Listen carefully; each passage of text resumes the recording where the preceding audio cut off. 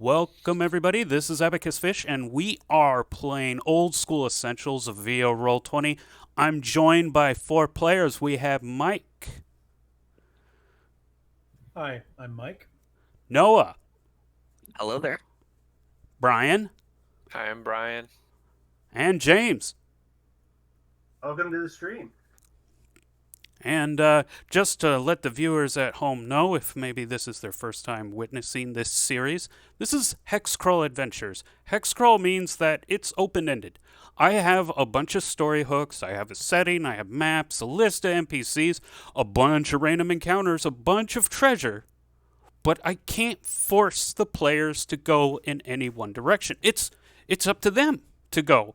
It's mostly a character driven ordeal. And with that said, let's learn something about these characters. So, Mike joining the adventures, obviously, Zonrot Half Giant's been in the village this whole time, but today is his day to step out. Why don't you tell us a little bit about Zonrot? I'm playing Zonra Half Giant, which is a magic user. He's in his early 20s, shoulder length brown hair, hazel eyes, scraggly beard. Not that he's trying to grow it, he's just been forgetting because he's been studying his magic. And at the behest of his at his elders, he's leaving the camp to actually stretch his legs and live up to his family's standard. All right. And joining us not for the first time is Robert Shieldheart. Noah, why don't you tell us about Robert Shieldheart? Yeah, Robert is an average height young man who, with his body type, he's leaned out over the course of this adventure. It's been uh, a rough month, really, or a couple weeks, on the body, especially after that little paralysis spell. He has well-kept brunette hair and a clean-shaven face. He tries to maintain his looks, and he rarely has a chance to get out of his chainmail these days. And he's a fiercely loyal friend to Brock Half Giant, and so you'll see them hanging out a lot. He's motivated at being both a friend of Brock Half Giant, and then his great uncle is or Marin Shieldheart, uh, who he's sad to see in the coma and just kind of wants to find a place so that he can relax and hopefully get out of this coma. All right. And joining us for the first time since session 0 is Pedwar Bearwallow. Brian, why don't you tell us about Pedwar Bearwallow? Peter is how it's pronounced. Okay, so Peter, he's a halfling. Um, he's one of those kind of people. Maybe he has small teeth or something. His jaw kind of scrunches up into his face, as if he doesn't have teeth. It kind of looks like that, and his eyes are a little bit offset. And he's got scraggly hair. He's a drunk, like the bear wallows maybe all halflings are all drunks, but he is a prototypical one of those. He hasn't participated in any of the adventures because he's been too drunk this whole time, but maybe he's starting to feel guilty about not or he's getting harassed by his family to get up off of his ass and do his buttock and do something to help the community. So he's going to rub his eyes and do something, maybe. Okay.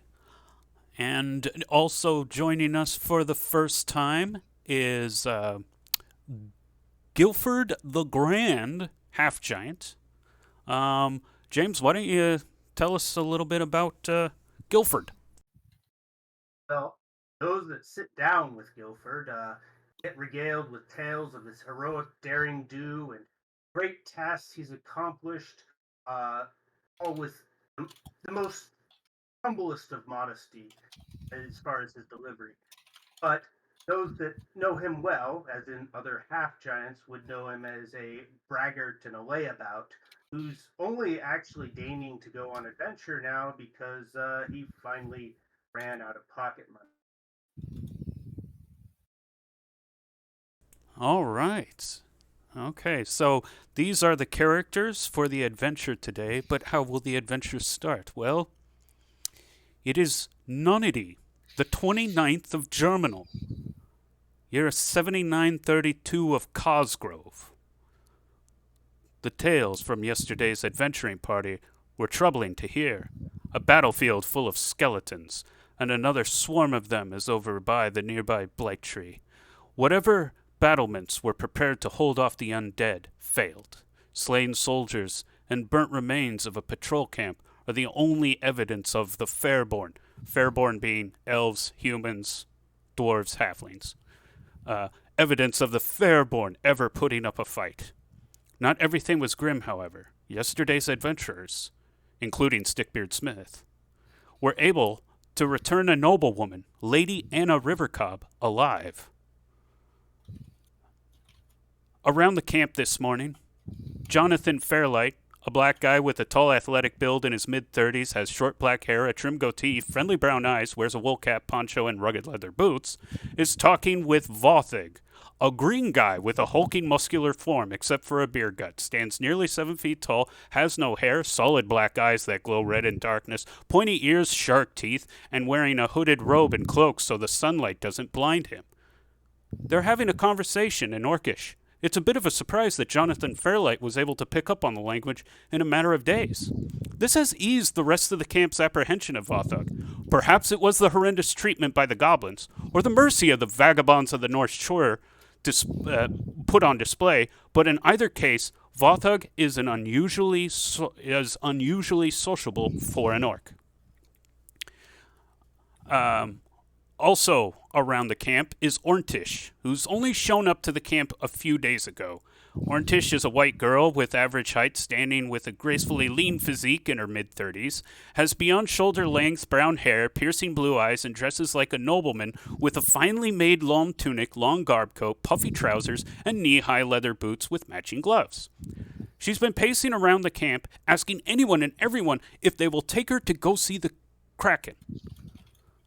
Zonrot, early morning before sunrise, while you were memorizing your spells away from prying eyes. I didn't mean that to rhyme, but it did. Whoa.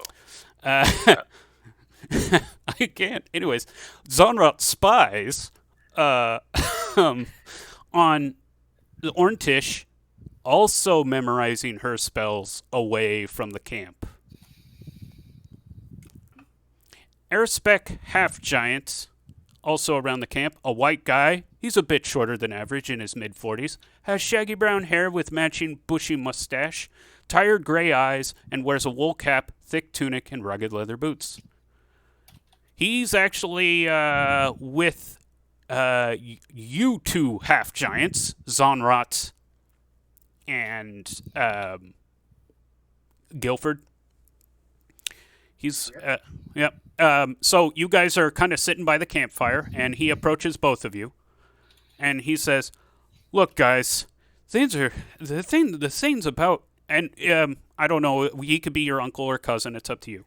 But anyways, he looks at both of you, and goes, this business with the undead has got me really rattled. Do you think maybe you could?" And he looks over his shoulder, and he says, "Don't tell Brock I said this, but ever since I heard that Robert Shieldheart was the one who dueled the leader of the Flaming Fist, I think he might be the stronger fighter. Perhaps you guys could see, maybe inspire Robert to go look into that undead situation." Inspiration is my middle name. Do not worry yourself, for we will surely call him to destined heroics. That sounds like a grand idea. Erspec gives you a hard look, Guilford, because he's used to this shtick before. And he goes, "Okay, whatever. Just as long as you guys come up with a plan or something, please, just for my peace of mind and our family's peace of mind, please. You know that your better cousin, Brock Half-Giant, is out there, like, has already done heroic things. You know he blew up the goblin cave." That's not bad, but, I'm sure we'll surpass him. Yeah, I'm sure you will. Anyways, he kind of like walks off with a huff, and then before leaving, he does turn and give a sincere thank you before leaving. And Robert Shieldheart, you are there with bedridden Merrill Shieldheart. Marin Shieldheart is a tall, confidently green-eyed white man in his 70s. He has silver horseshoe with a matching trimmed mustache. And he's under a bunch of blankets. Leaning on his bed is his birch walking stick. Anyways, it's in the Shieldheart tent, one of the big Shieldheart tents, and the mood is grim. I guess Robert Shieldheart, what are you doing in this atmosphere? In this atmosphere, I am praying over Marin's bed right now, just hoping for a good recovery. The smell of death is in the air, but even though Marin's only 70, is over 70 years old, he still's got plenty of life in him, and we need him to help lead us.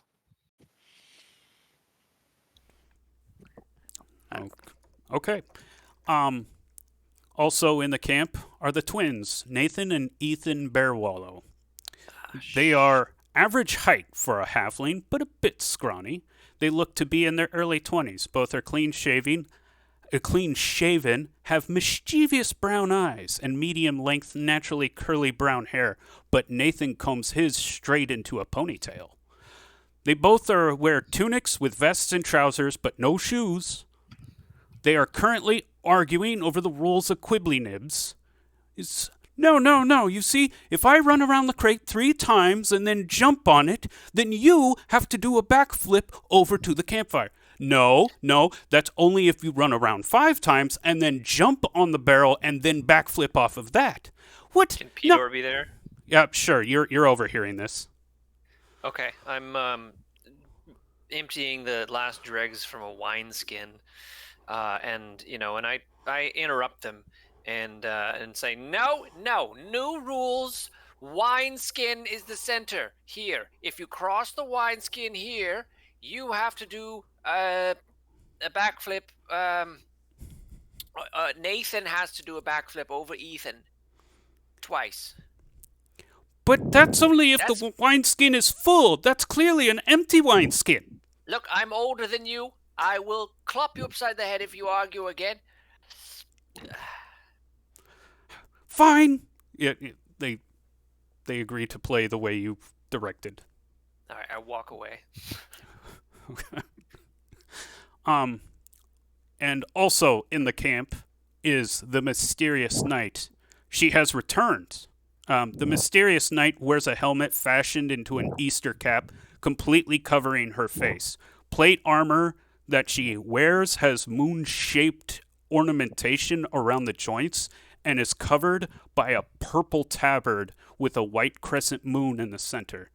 Currently, she is meditating off somewhere nearby the camp's edge. And that's, I guess, where I give you guys the floor now that I've set it up. We pretty much have an idea where everybody is. I'm going to wander over to find... Pedor is going to wander over to find Guilford the Grand. I think Pedor and Guilford are friends because, well, they're both layabouts, and layabouts are generally friends, lay about together. And so I'm wandering over to sitting by the fire, I suppose. And I lean on Guilford's shoulder. Go ahead. Greetings, Peter. Yeah. Did you hear that our dear cousin is in trouble and needs our help? Apparently, he's just vanquished some goblins and is apparently lost in the wilderness. Wait, which cousin? The big one. One of your. Not one of mine. Well, maybe you should be saving it. Listen, do you have any more wine? I am afraid that my wineskin has run dry.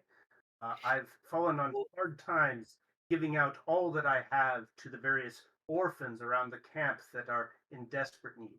You gave them all our wine? I probably. Well, we're gonna have to go get more. Oh, indeed. All right, sit by the Speaking fire. of which, I don't suppose you have any coin on you. I'm running a little sparse because of the orphan endeavor, and I am in need of some. Well, I don't. Yeah, I don't have any coin. No. So you never do, and neither do I. So maybe we could borrow some from someone else. To give to orphans? Well, they'll get their Well, cut. to give to wine. Which, of course, em- emboldens the local economy, so the orphans will do better by trickling down. The coins will trickle down to them. Right. Good idea. We'll get more coins. Yes.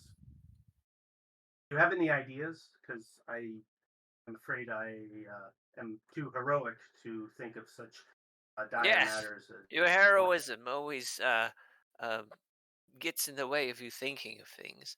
I'll think about it. So just enjoy this fire here. Maybe we can ask your cousin. He's in trouble. He always has money. He does. Yes, he goes out into the wilderness and seeks coin, and probably has a great deal which is going to waste being lost in the wilderness.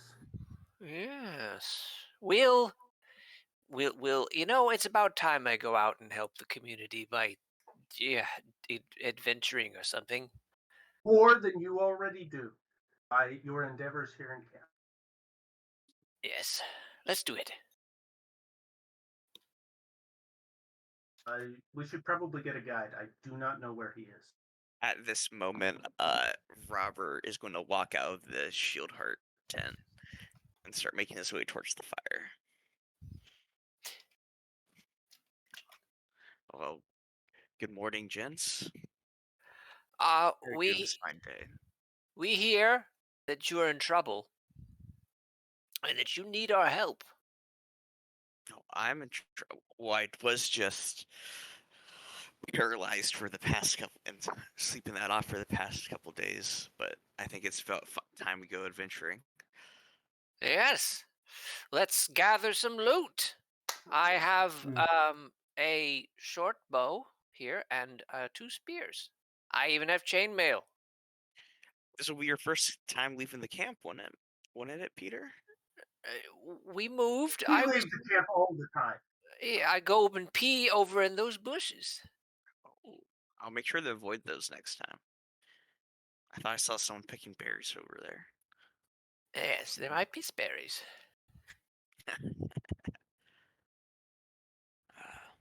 All right.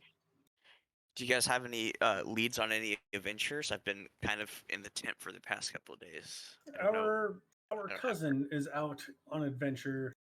We should probably go check on him. He's apparently very busy. But before we do, we might want to get equipped. Oh wait, quick recap there.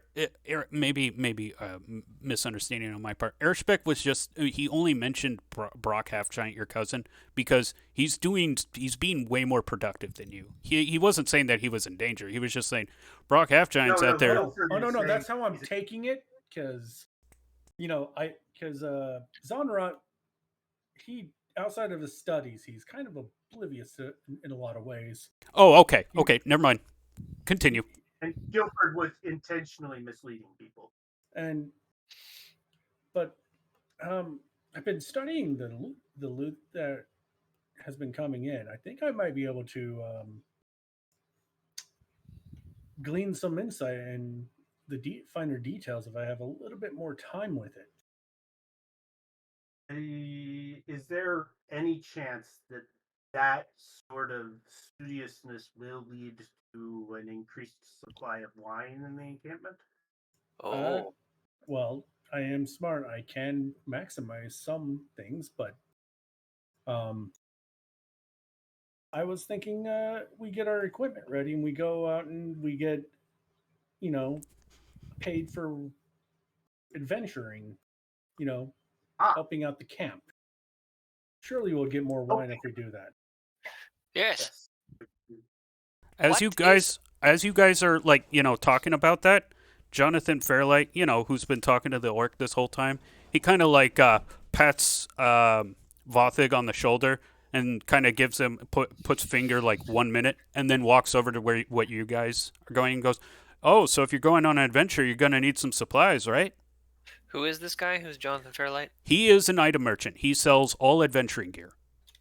Where's he from? Is he part of our community or? No. You guys met him in Berrypont, and he Oh. decided to follow you. Why? Because he's making money off of you. Like, because you're... Lots. Yeah, lots of money off of you. Okay. And it's just this thing. He sees you guys gathering for an adventure, and he's like, "Hey, if you need equipment, I'll be right here." Oh, thanks, Jonathan. I ask him, "Do you have money? I could use some of that." He just kind of squints at you for a minute, and then shakes his head. I alone. You? How about a loan? Put a loan out on me. No. Okay. Come on, Peter. We can go out and get some coin. I just thought there would be an easier way, but oh, it's okay. Okay, let's go.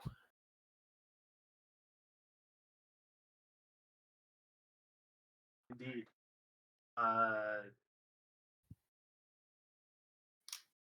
So you're selling items, and you said you're not really willing to loan us them.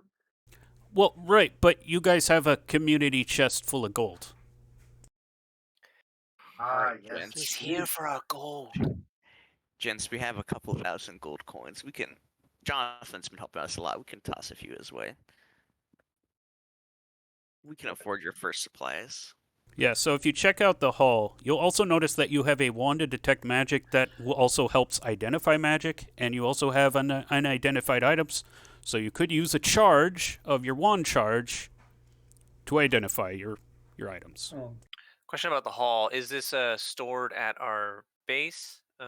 You see that yellow token, yellow chest? Yeah. That's it. It's in that tent.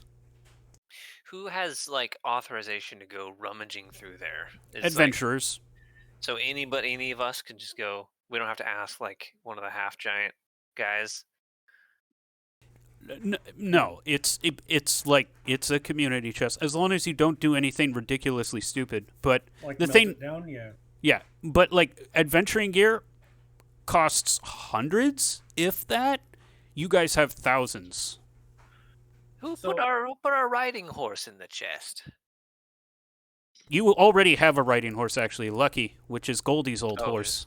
Common Oh. camp access. Yep, that horse you guys have access to as well. So, I was going to use some of my magical research and actually start, maybe getting our friend Robert Shieldheart that glimmering gambeson actually identified for him. Maybe I was just looking at that. Well, it's We- so You have. So how identify works, right? Isn't it the It's one thing, but you can do the entire group of items for one charge. right.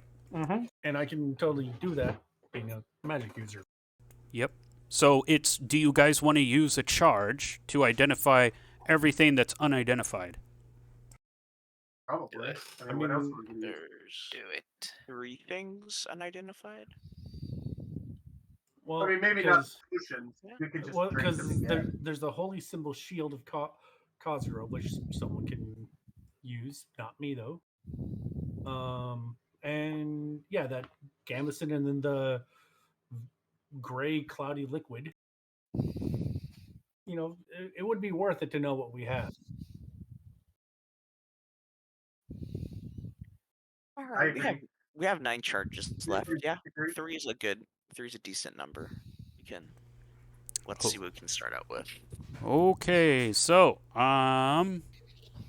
you detect In the 2 scrolls in an unidentified language, you detect divine magic, but you do not know what they are, but you now know that those are 2 divine scrolls. The holy symbol shield of Cosgrove is non-magical. Okay, it's just a. It's just a holy symbol. The bottle of gray cloudy liquid is a potion of flying. Flying. That's very useful. I'll take it. The And that- unidentified glimmering gambeson is effectively leather armor +1. That should certainly help us on our endeavor.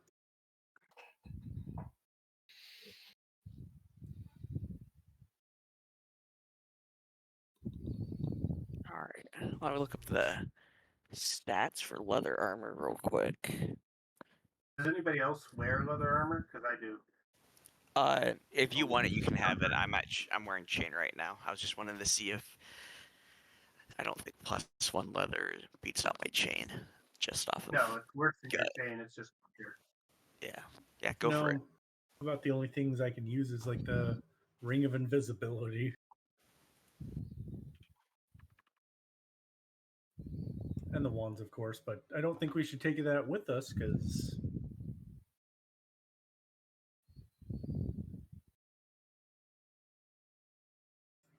I think it might be better to use here. Okay, we can totally take the wand of detect magic. Oh, the wand of detect magic. I thought you meant the ring of invisibility. I mean,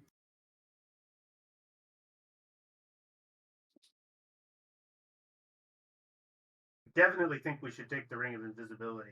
I don't know about the wand of detect magic. That seems more useful camp item. Yeah, let's leave that here. That wand here. Yeah, the wand stay.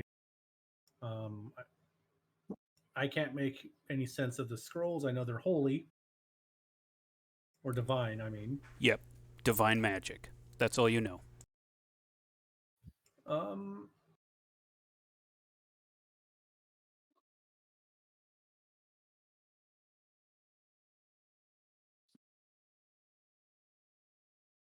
I mean, I have everything with my spell tome and my dagger, but I don't really see anything from the communal chest that I need. If you guys don't have any ranged options, slings are always a good way to go. I'm not that dexterous. I can't really use those. You can throw daggers. I have That's your range. Yeah, I could throw daggers, and I have daggers, but we shouldn't tarry too long. We got some nice magical gambeson, which should help, and it also looks pretty good too.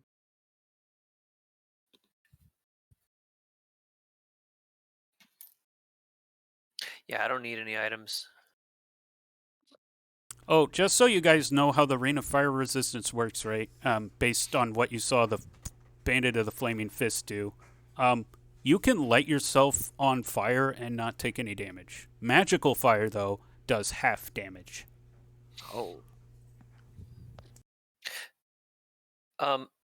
Actually, I do want an item.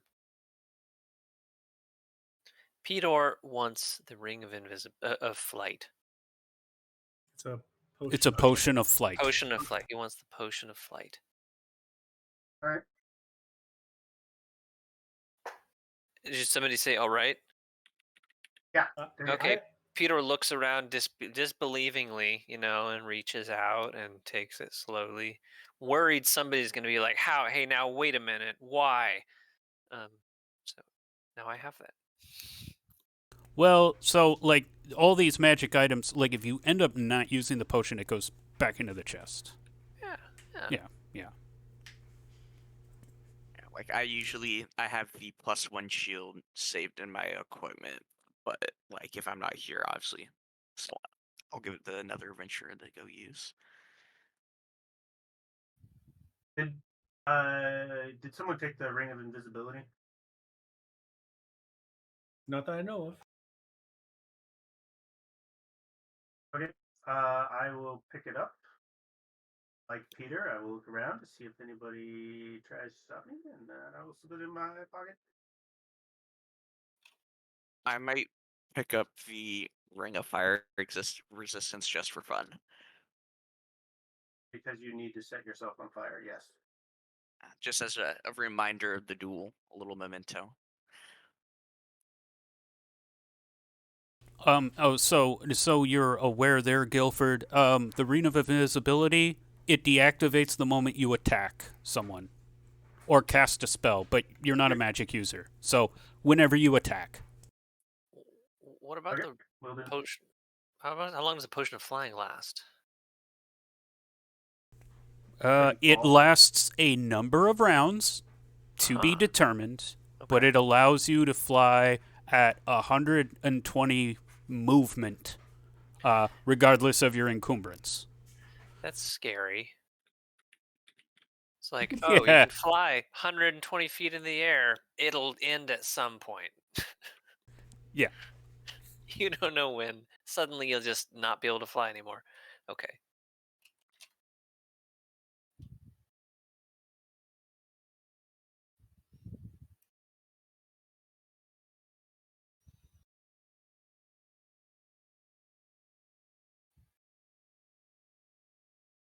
All right.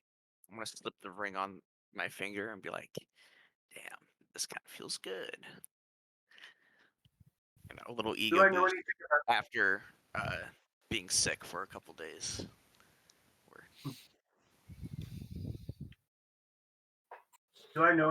how the ring of invisibility works, or am I just gonna wing it?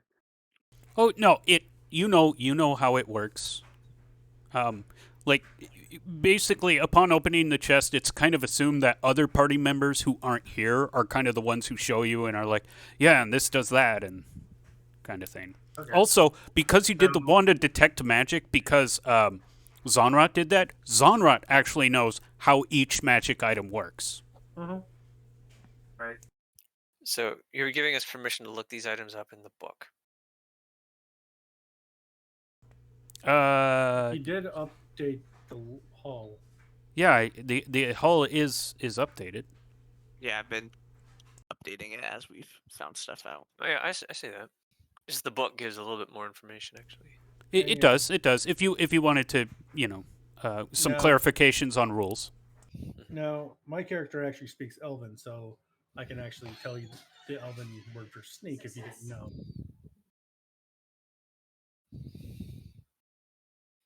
What's the elven word for sneak? I tell you? Celador. Silly door it is. Oh, that's just weird name. Silly door. Great.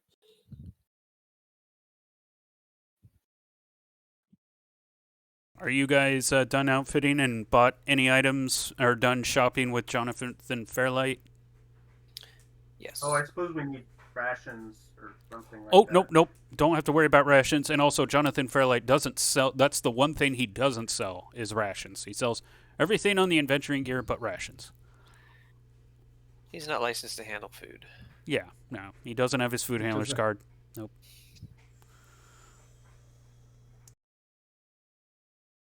Not like a generic venturing act. It's just like sundry items. Yeah, I'm ready to go. I want torches.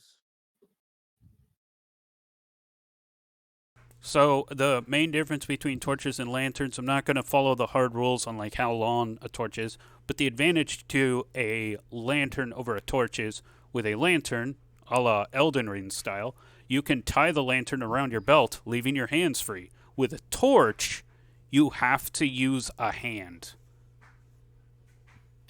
If I were to smash a lantern on the ground, a lit lantern, would it burst into a puddle of flame? Yes. Yeah. I mean- mean, that sounds like a pretty good tactic. I mean, a halfling doing that also sounds like a really, really good tactic. I mean, and because you took the ring of fire resistance, you could just set yourself afire and be the torch. Yeah, bro.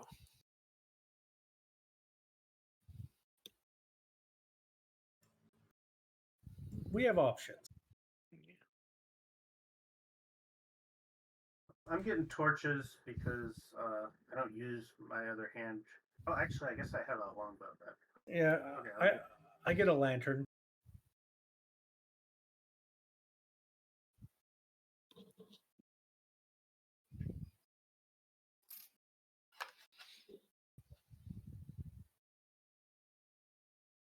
Oh So wait, why I do you think guess we you have to did. take action? Wait, you did do the detect magic, so you actually would know how many rounds that potion of flight lasts. Yes, I would. Yes, you would. I'm sorry. That you'd actually would be privy to. So Okay, tell me. I'm getting there. 4 rounds. 4 rounds of flight at 120 feet of movement. Sweet. So yeah, not willy nilly. If you sprint though, if you like spend both your actions moving while flight, right? That's 240 feet of movement. Per round. Okay. Okay. I mean, that's normal sprinting speed is 80 feet Yeah. a round. So yeah, you're making pretty good. How big is each hex on the overmap? Half a mile. Okay. Oh yeah. Speaking of which, let me put you over there right now. Now everything's half a mile. Yep. Go ahead and zoom in if you needed a closer look. But that is the map. I think that's an appropriate zoom in, right? Yeah, that's perfect.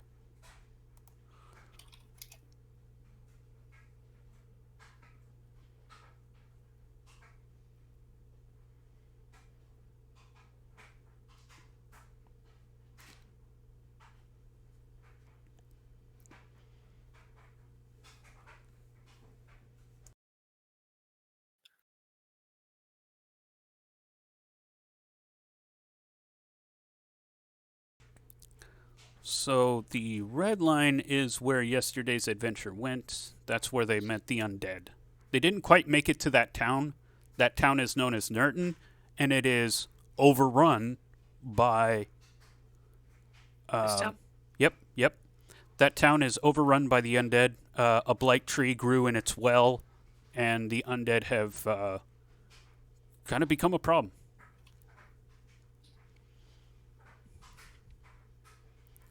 You didn't. Yeah, they got as far as like the hex beyond the ruins here, but they didn't actually.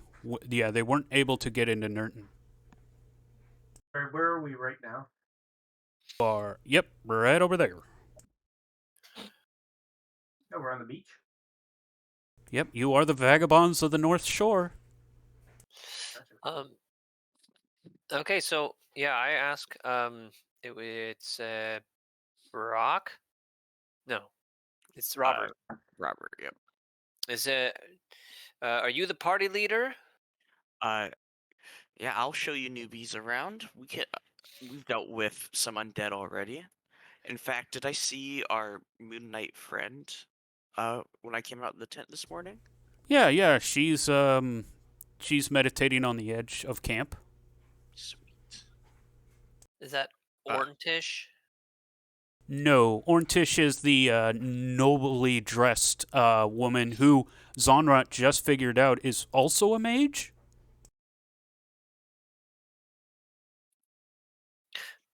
I want to elbow you about that woman.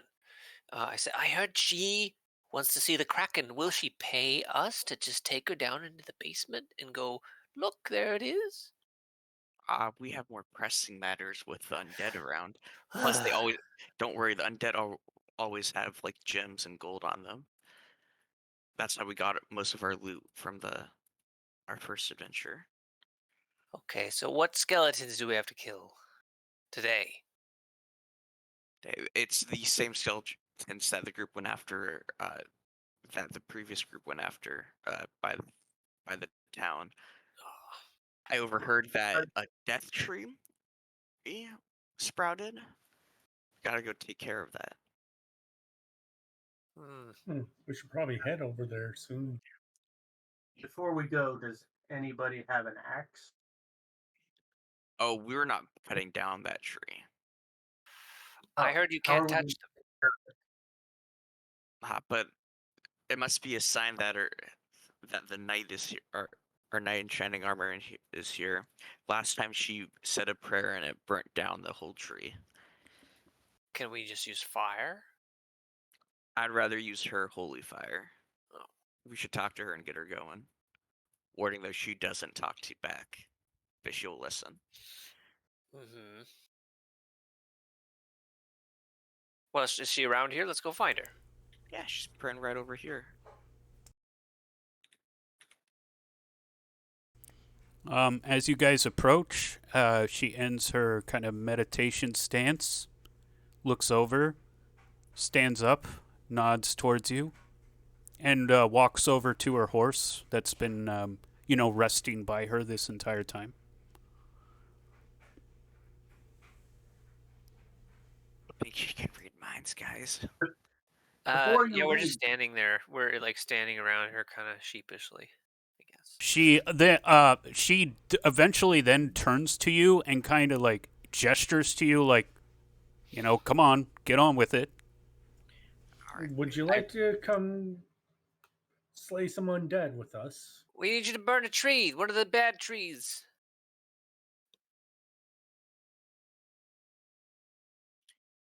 Would you She's please- silent. She shouldn't say anything. Yeah. Would you please? I assume you've already heard about the tree, and that's why you're here. Would you like to join us in our party as we head over? She looks at all of you for a second and then nods. Thank you. Good. Good. All right, gang. We have her heading. Let's. Let's set forth then. Do we have to draw the route that we're taking to get there? You can just use this same route as last time. Yeah. Or we could take a new route. A bit Do some different idea. exploring, like maybe pass by that weird orb. Did we ever find out what that big orb was by that other town? Oh yeah. It's pure magic, and it kind of distorts anything that gets too close to it. Hmm. It's actually fairly dangerous to the closer you get to it. Okay. Never mind. I'm good with going that route that is being designated right now. Oh wait, did you just go through the orb? I thought we were avoiding that. No, somebody's drawing Where's the orb? No, where's the orb? I thought this is the orb. No, this Oh, weird. that's the orb. Okay. Boing. Oh, I thought this was the orb. Yeah, you're right. Okay, I was wrong. What is this? 10 minutes south of us. That is rough brush. It's basically just a bunch of that's where I tall pee. grass. You can find small monsters within it. Stick them in our pockets. That's where my piss berries are. Did that look like a decent route? Purple? Yeah. Oh, somebody doesn't want to waste time. Yeah. Oh, I was just looking at comparing them. If we did following the route of the others versus. I mean, The others took the road because the road had like the least amount of time penalties. One reality that all of you guys are aware of is if you are far from town at night, you're dead. Oh, yeah, but, it's like morning, right? Yep. We got 12 hours, and it will take us maybe an hour to get there. Well, we can Why did you do do the that? math here. Well, it's not going to take 12 hours. I ain't worried. Or even 6. Or even 3. So it's the slowest person, which is probably going to be me. So it's 15 minutes a square plus elevation. adds 5 minutes. So this first one is 20 minutes, and then it's 15 after that, basically. Because if we follow the road, we don't get penalty, right? Okay, maybe it'll take us 3 hours to get there, but Yeah. that's Okay. fine. That puts So, us there at launch. I'm good for. I'm okay with that. so 1, 2, 3, 4, 5, 6, 7, 8, 9, 10. So it's 10 squares with one thing worth 2 things of positive elevation change. So that is, It's nearly 3 hours. yeah. Oh no, the sun is setting. At noon. Yeah, 160 minutes. Okay. So 2 2/3 of an hour. Yeah, nearly 3 Okay. hours. Perfect. I'm going to prepare a picnic. Edouard, do you wish to join me? Wait, you're picnicking? Of course, we're picnicking. Wait. We're going to arrive around lunchtime. Oh. Okay, so Ah, where do you We're going guys without lunch? have your picnic, I guess?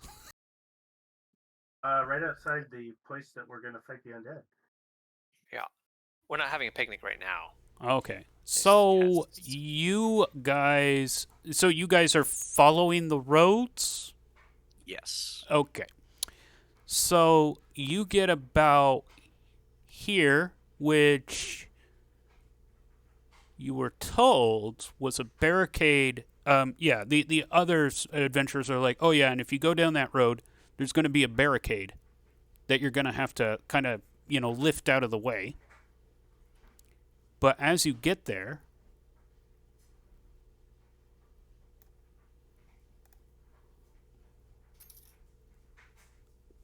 you notice that the barricade is broken. And there's a bunch of skeletons just kind of meandering around the brokenness. There are, as you guys approach, you see, one soldier corpse with a bunch of arrows in his back laying down. Probably been dead for about 12 hours. What's that skeleton with the little crown icon? So one of the skeletons is slightly taller than all the others and has two weapons, a club and an axe. Also battered, just like all the skeletons have badly battered weapons. Here's a question. Do arrows, are they less effective against skeletons? You know that bludgeon weapons work better against the skeletons, and edged weapons do not. Okay. I'm kind of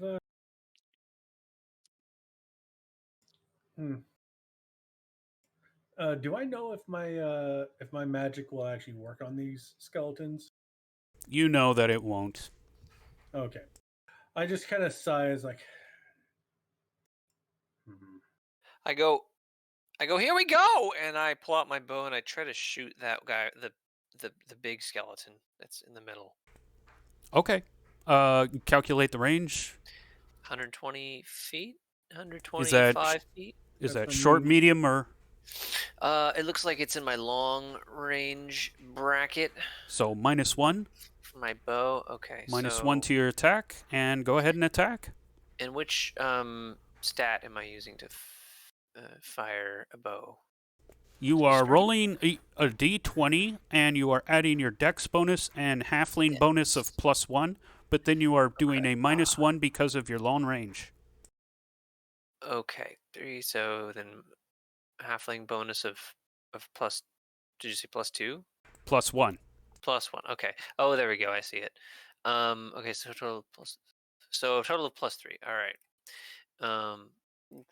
This is my first time. Do I just do /R 1d20?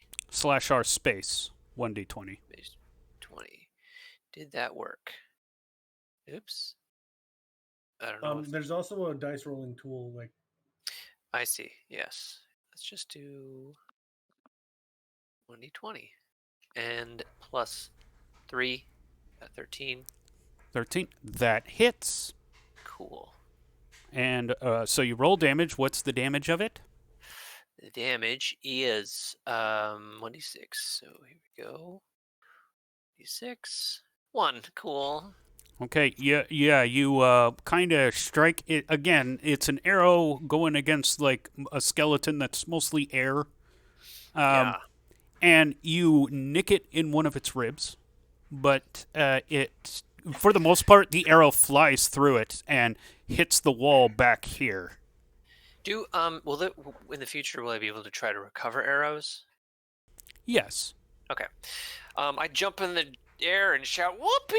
Yeah, I got it!" Okay, everybody roll an ish. So if you don't know how an ish works, how I do an ish is one of you gets to roll an ish for the party, and then we determine it's team initiative. That way, if you're not sure what to do, you can let others go, or if you really want to go, then you can go first on your team turn. So who wants to roll team initiative this round? I can do the This first no initiative.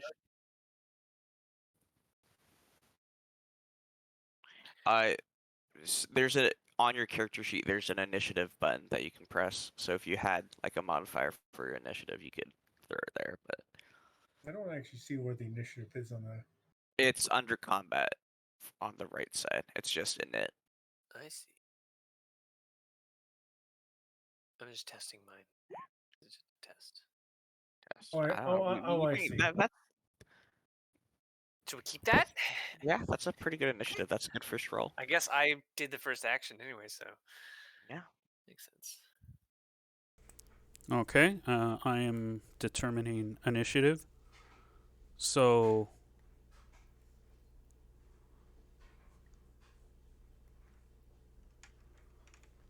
actually, skeletons go first. Oh, that's nice job, skeletons, on the roll, I guess. Dang.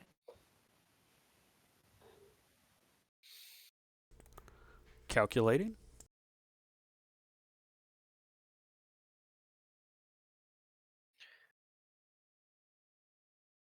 Question to the rest of you guys. I guess Peter would ask as the skeletons they're probably approaching. Like, oh, have skeletons been difficult to fight, or are they? What are we getting into here? As long as we want to try to keep our distance and use blunt weapons whenever possible. Uh, generally speaking, if we form a line that they can't get by and have like a front line and a back Oh, line. wow, they're fast. However, yeah, they're going straight in. Yeah, try forming a line, and then myself and the Moon Knight could be up front, and you guys can be in the back, and we can just try to poke at them as best as we can. Yeah, yeah. So, the big one with the two swords, like after getting hit, lets out like this weird kind of squeal, and all the other skeletons pay attention to him, and then he points at you with his club, and all the skeletons just start dashing at you. I scream. Okay, it's your guys' turn. Do we determine who order, or do we just decide? We just decide amongst ourselves. Since I'm surrounded by dudes who just started dashing at me, I'm going to take a swing at this bottom one right here. Like, gents, form a line. We gotta stop them from. Don't let them surround us. And I'm gonna club them. Okay, are these? Oh, is this? The skeleton curse continues. Smashed. So these icons are us. Am I the Yes. little guy with the sack on his back? You're the arrow. I am. Oh, okay. On this thing. Looks like a shovel, but it's supposed to be an arrow. Uh-huh. How big are these hexes? You can use the there should be 5 feet. Yes, 5 feet. With me smashing the first skeleton, that is my turn.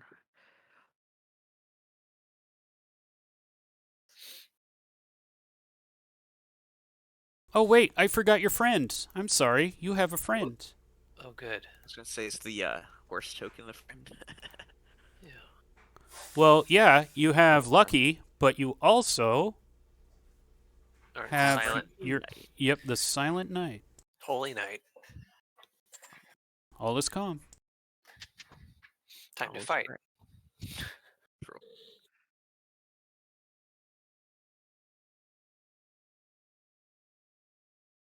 Okay, I think maybe I'll shoot. I'll shoot again.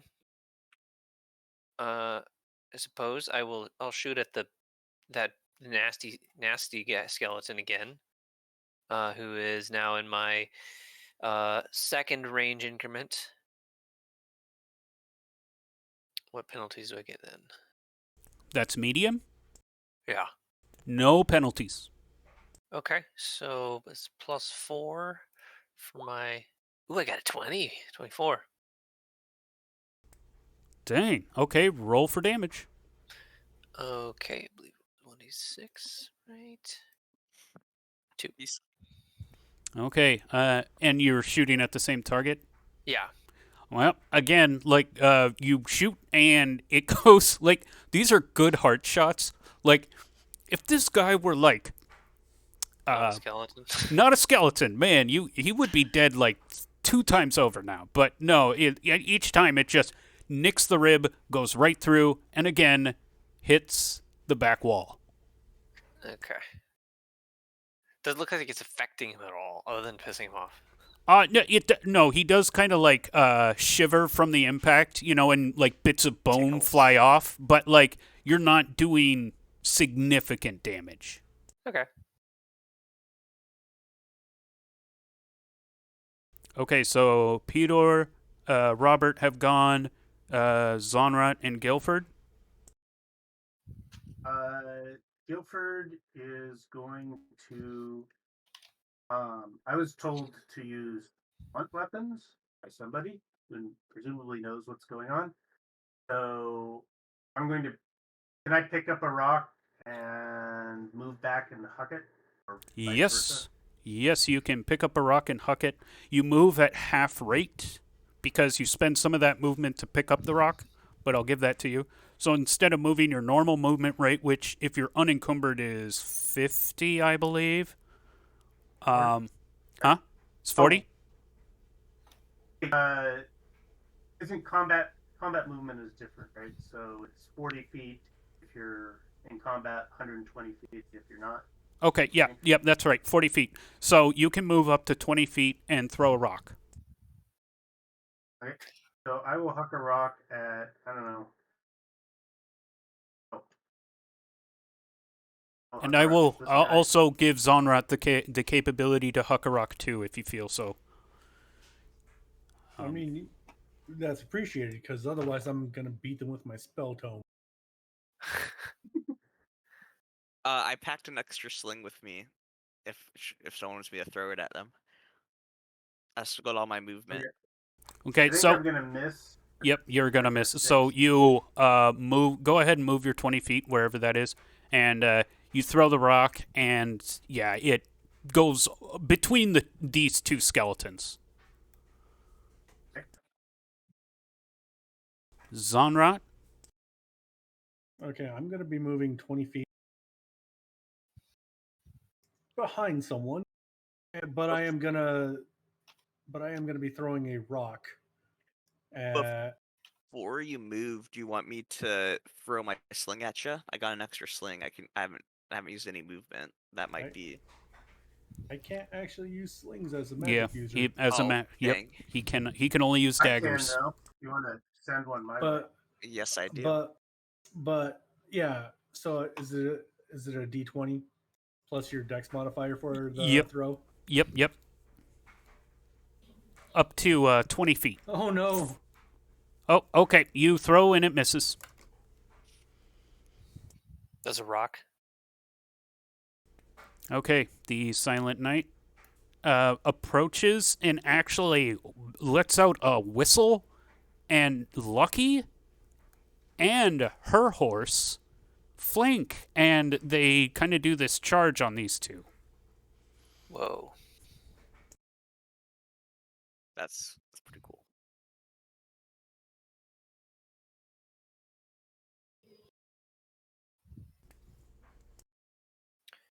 It's nice to have an NPC around that can do things.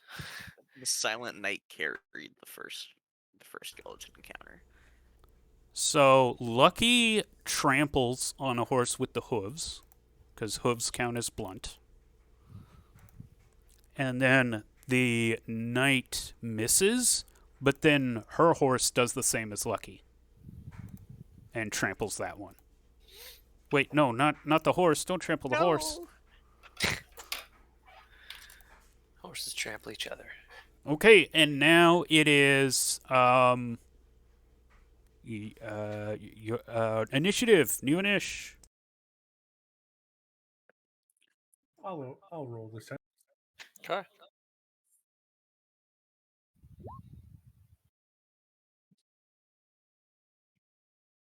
That's not good, is it? 6. That's actually the Go best. first. I think it's a D6 that rolls.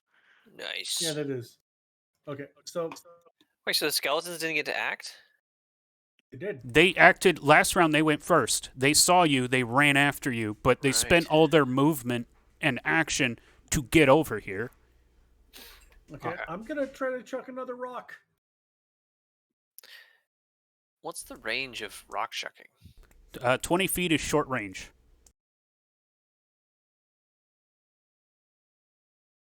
Oh, You can get behind the Silent Knight and just You can use huck her as a farther. wall. You don't have to be at short range. You could be at oh medium no, I'm range. gonna go medium range. So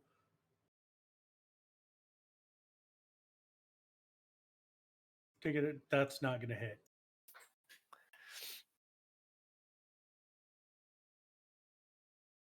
If you Five. want, I can clear out this. That is a first- miss. Yeah. Okay, that's my. Can't. Okay. I was going to say I can clear out this first guy and move forward, so you guys can safely move up. If you wanted. Okay. So I have a bow in my hand, right? I'm like taking an arrow and shooting them and stuff. What is the action economy for like picking up a rock and throwing it? That would be all your movement to do that, so you wouldn't be able to move, but still throw. And that's basically you putting your bow away or dropping it and then picking up a rock. That's all your movement, but you still have an attack action to throw the rock. Okay, I see. So if I wanted to throw a rock in this round, I can't move closer. Yeah. All right. In that case, I'm just gonna. Could I shoot Could I shoot my arrow and then pick up a rock? Yes, you could shoot your arrow and then pick Okay, up a got rock. it. I'll do that. I'm gonna shoot the big bad guy in the back again. With 75 feet away. I'll shoot him again, and then I will transfer the bow over to my hand and grab a rock, and heft it. So my range hasn't changed. So my roll is I got 12 plus 4, 16 to hit, and a 2 for damage. Okay, another shot through the ribs, hits the back wall. That one slowed it down a bit more than the last two, but it's more of the same as it's slowly trotting towards you. Good. The slower the better. So that is Peter and Zonrat have gone, so Guilford and Robert. I will smash this guy right here with the club. That is a miss. Okay. Uh, I. Guilford, do you want me to toss you a sling? Oh yes, please. All right, I'm gonna use my movement to huck a sling over to Guilford. Okay, and it's your movement to catch it, Guilford, so you can't move, but you can attack with the sling. It's a 1d4. Any special rules for attacking in a melee? You're not in a melee though. I'm not in melee, but he is. Yeah. No, you have no risk of hitting him. Okay, I will attack this one then. And he's short range, and I've got +3 to hit, so +4 total. It matters. And it's a miss. Roll the exact same thing. Okay, that's it for me because I can't move. So with the silent one looks around, notices that you guys are, that the advance is coming, and you guys are kind of retreating. So she grabs Lucky by the saddle and gets dragged a little bit here to kind of stand between you and them, and then tells the other horse to charge through these two skeletons. I'm going to make a series of rolls now.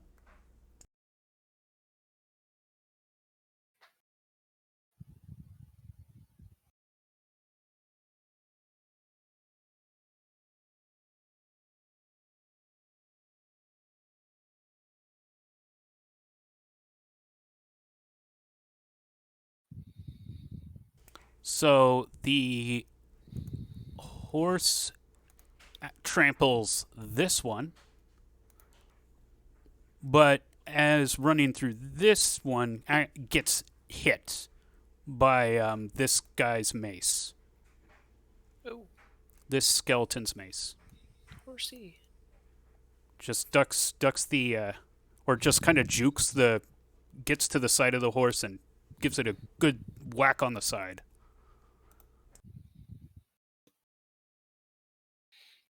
And now the skeletons go. That's just how you make horses run faster. So this guy screams, the one in the center, like he gets crown. Yeah, the skeleton with the crown screams and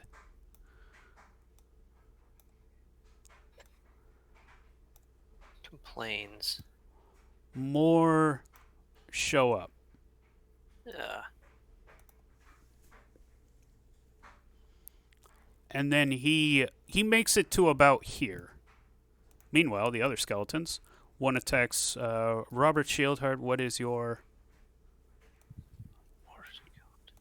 AC is 16. 16 AC? Okay.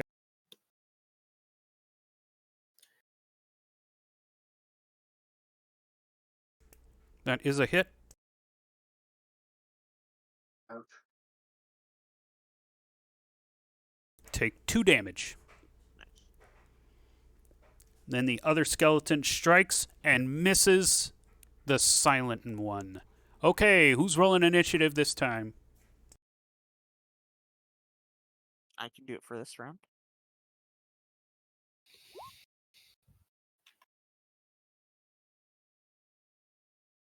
Five is good. You go first. Sweet. I want to throw my rock at the screaming skeleton. That so Karen. throwing a rock, that's long range at that point. Oh, it's 50 meters. Okay, 50 feet. 50 feet. Oh, that's my other game that I run. It's meters. Okay, Probably so can't throw it. Meters. all right. So am I still at then at let's see, my halfling bonus still exists, as well as my dex bonus of plus. There's a total of +4 minus what, 2? -1. Long range is -1. Got it. Okay. So here's my roll. 18. Nice. Roll a D3. 21. Roll a D3. Okay. I just do a d6 and divide that by 2. Okay. However, That's 0.5. there is a bludgeon bonus to damage, and so this one, despite it being a grazing blow, this one didn't hit it like right in the center of the rib cage. You did really good with the arrows, but the moment you actually hit it a little high, it grazes off the collarbone. However, like a huge chunk of its shoulder cracks, and now like one of his arms is hanging a little bit lower than the other one, and he lets out a painful scream. I call him a boiling carbuncle. Wow, language. Yeah, I call him a piss-soaked dog's chew toy. Oh, okay. What? So Peter threw a rock and is cursing. What is everybody else doing? I'll start by bashing this guy with the club. Classic.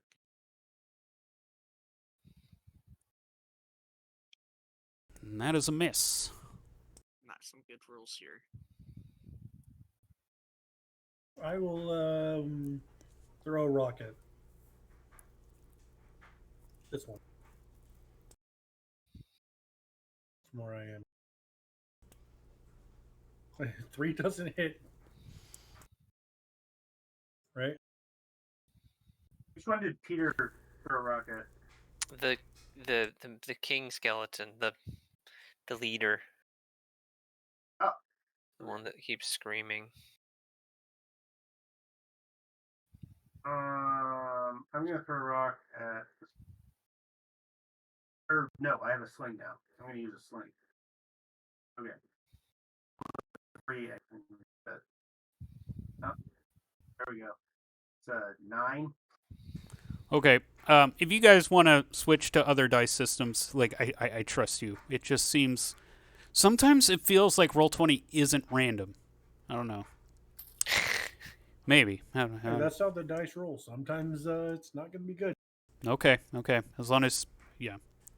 Anyways. Same sense. So that was your guys' action. Silent One tries to hit the skeleton.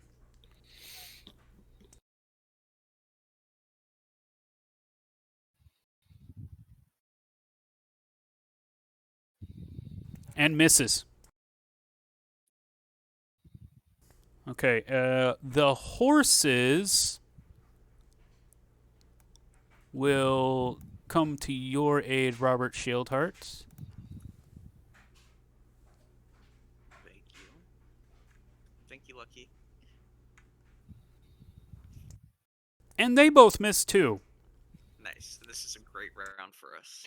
Yep, it was 9, 7, and 4. They rolled 9, 7, and 4.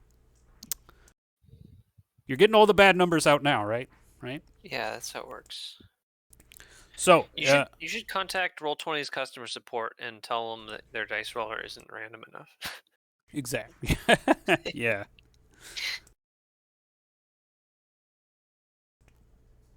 So this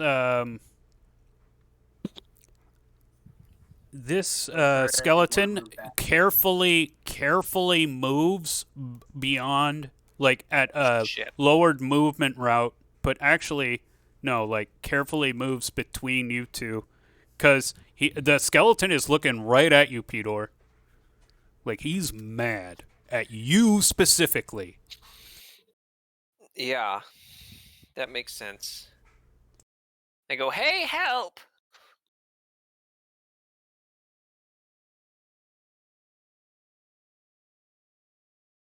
Oh my gosh! And all the 2 skeletons also roll low as well, so low rolls for everybody. However,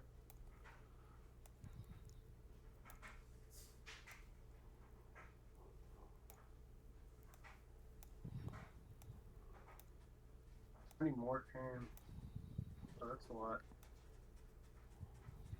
Oh, never mind.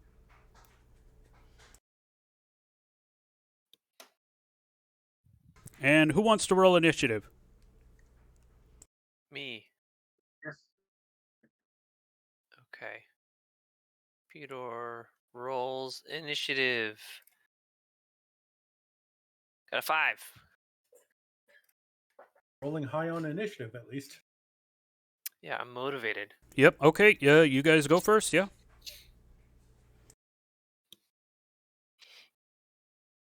Is that skeleton master? Is he charging? Technically using the charge?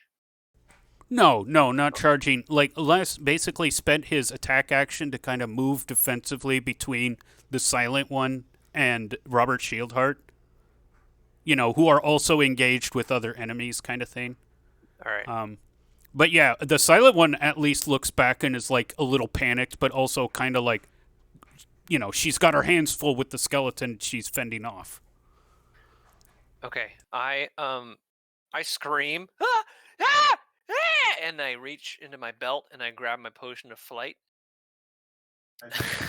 Okay. and I just, I'm just panicking here.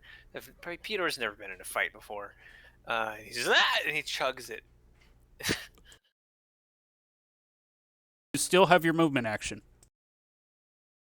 Okay, I'm gonna. Can I also pick up a rock? Yeah. Yeah, you know what? Adrenaline's pumping through you. Yeah. You act quick enough to have an extra movement action. Okay, I want to fly like 10 feet above, up, just straight up. And Okay. maybe, yeah. Can I throw the rock at the guy? There's No. just too many actions. Okay. Yeah, it's too many actions. All right, I've grabbed a rock. I'm screaming and I'm flying straight up, out of arm's reach. I want to be out of sword's reach. Huh. Did the person in front of me just go 10 feet vertical? Correct. Yes. Okay. Screaming all the way up. Well, as a proud half giant, we don't run unless we absolutely need to. So I'm going to throw a rock at Runs the. on. Sorry, what was that? Guilford, the other half giant, yelled, "Runs on Rod." To where? As I throw rock at the nearest one. Anywhere but here. So even with the plus run short range bonus, you still miss. I kind of figured. Okay. Guilford is going to bravely pick up a stick and put on and activate his ring of invisibility. Okay. You are invisible. Can I move at all? Or Yes. It's an active action to yeah, I'll say that you can pick up a stick and put on the ring. Okay. I move behind the crown burning skeleton. Okay, and that is the extent of your actions. Yep. Okay. Now Robert Shieldheart. All right. I think I just gotta take care of the skeleton in front of me so I can retreat and help my friends. Let's hit him with the club. And that destroys him.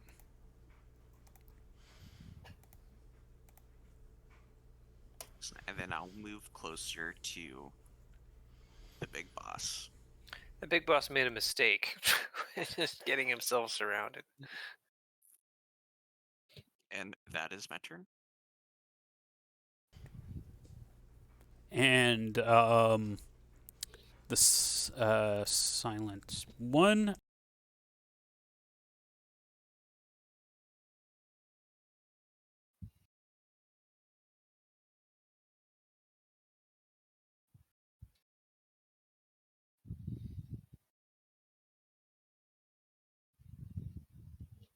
So these two horses actually run over to these dashing skeletons, rather handsome. Rather Excellent bone structure. square jaw.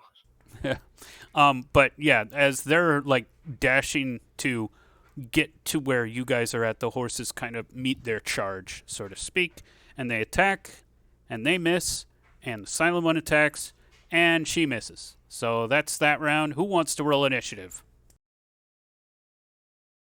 Has everyone done initiative? Haven't. Let's see. Where's the button? On our character sheets, right? Yep. Yeah. Combat, and then top right of the combat section. Totally saw it earlier. Now I'm not seeing it anymore. It's abbreviated to init. In it? Init. What's it close to? It's right Movement. above the decks and to the right of Oh, I movement. found it.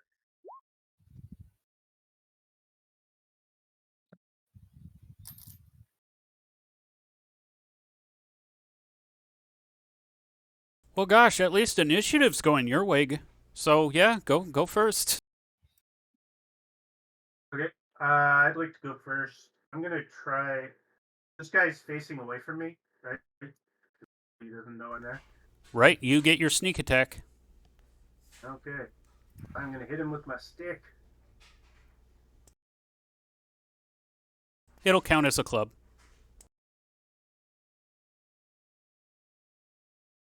Let's go. Oh, there we go. D20. I get plus.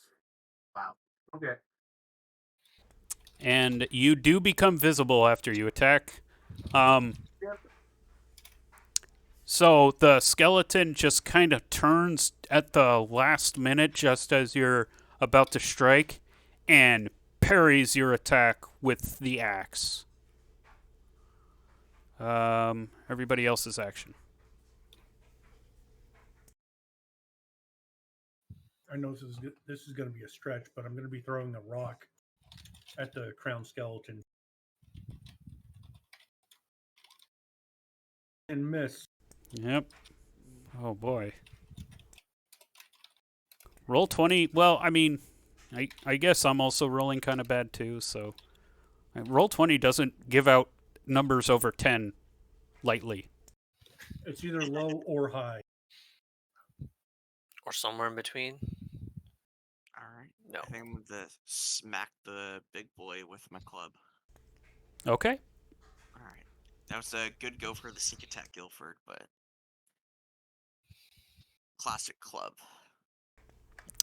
And that, on top of the 3 shots that it took from Pedor, smashes it. Oh, come on. I was going to kill the dealing, kill the shot. Shit. It's your action now, Pedor. I throw my rock down upon the dying skeleton king and shout, "Take that!"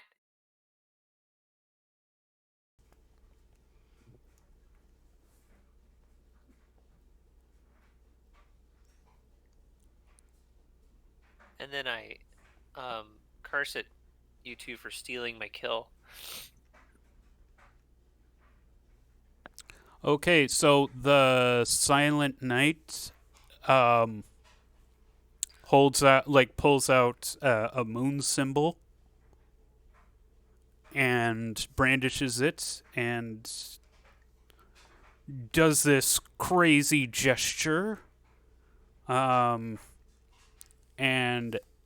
the rest of the skeletons start backing away.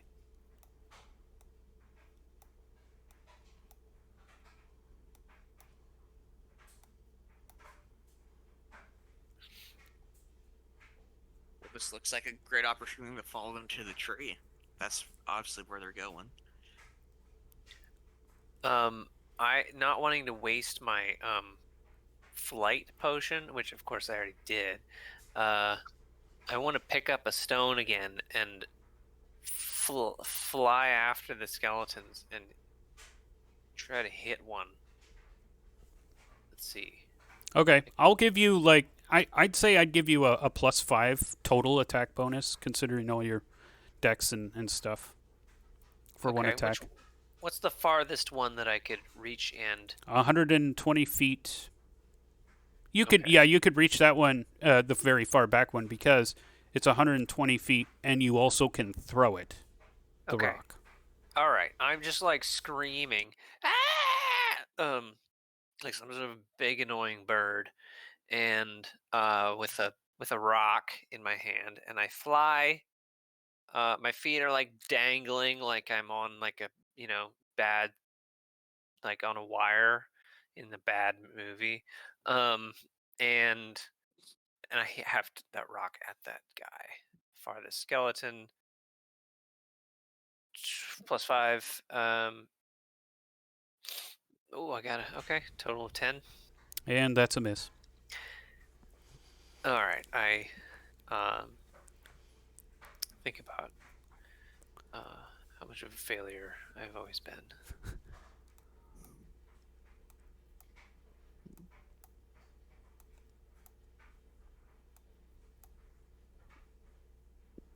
Excellent job in the fight, Peter. That was a smart move, getting away by flying up, and then you had the high ground on him. Yeah, I've like slowly hovered back, I guess. Well, I don't know. I'm like probably around here. I don't know if the skeletons are responding to that. The skeletons seem to be running kind of terrified as the Silent One holds up her holy symbol. Okay. I think maybe Peter doesn't realize what they're actually running from, and he's just like maybe feels just grabbing rocks and just chucking them and being like, "Yeah, you never seen a flying halfling before. Get ye." Give me 3 more rolls, and then your potion wears off. Okay. Right in the midst. How high are you in that? I'm like 10 feet off the ground. All right, I got another 10. I got a 21 and a 7. Okay, so most of them miss, but one does hit and break one. Ooh. And then you're about to like swoop up, grab a stone, and do it again when they're in this position. But then you lose flight and fall. Okay. It doesn't We're hurt. halfway down. Doesn't hurt, but it does. Accept your pride. Yeah. On my butt. In the bushes. I'm like right over a bush. So I basically fall. Looks like I'm basically falling right like into this bush.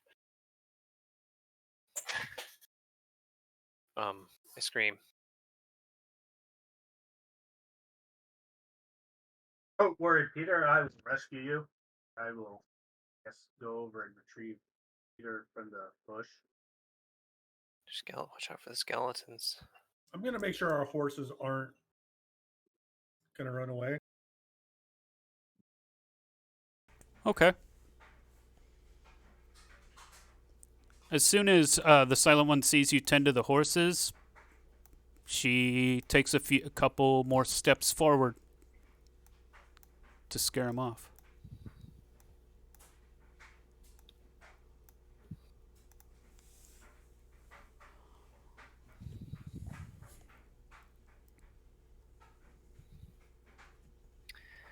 Okay, so do the skeletons they don't like attack me in the bush? No, they seem more concerned with the Silent One chasing them. Picture the Saving their own sand people. hides. Picture the sand people running away from Alec Guinness, Sir Alec Guinness. Okay. Um. Okay, so somebody comes in. Guilford. Does Guilford come and pluck me out of the bush?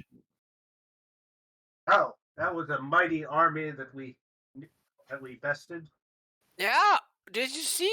Did you see what I did? I scared them all off. You crushed probably 10 with one blow. It was difficult to see from way back there, but it was at least 10. I killed the leader Correct of our them. number. I killed the leader of them and scared them all off. Yes. That's clearly what happened. Peter, I know you were looking for some gold. I'm sure there's some good loot on the big one's body. Oh, yes. And I run over to the loot. It's mine. And I run over to the big skeleton's body to check out loot. You find that it's wearing a battered cuirass, which is of no armor value, and carries 2 battered weapons that are of no value. However, What about the crown? there is no crown. It was just a Okay. special skeleton. Yes. However, upon looking at its bones, it has strange inscriptions. Can I read them? Well, perhaps if you had a read magic spell. I use read magic. Yeah. This is like it's magery of a much higher level than what you know, but you know that it's some kind of arcane influence that brought this specific one back to life. It's only the inscriptions are only on this one. The others, you know, the other ones that are dead, they just look like normal skeletons. This one was actually brought back. You mean to tell me that these skeletons were brought to life by magic? This one in particular, if you look at the runes here, like, those are just magical phenomena. But this one was brought back on purpose by something.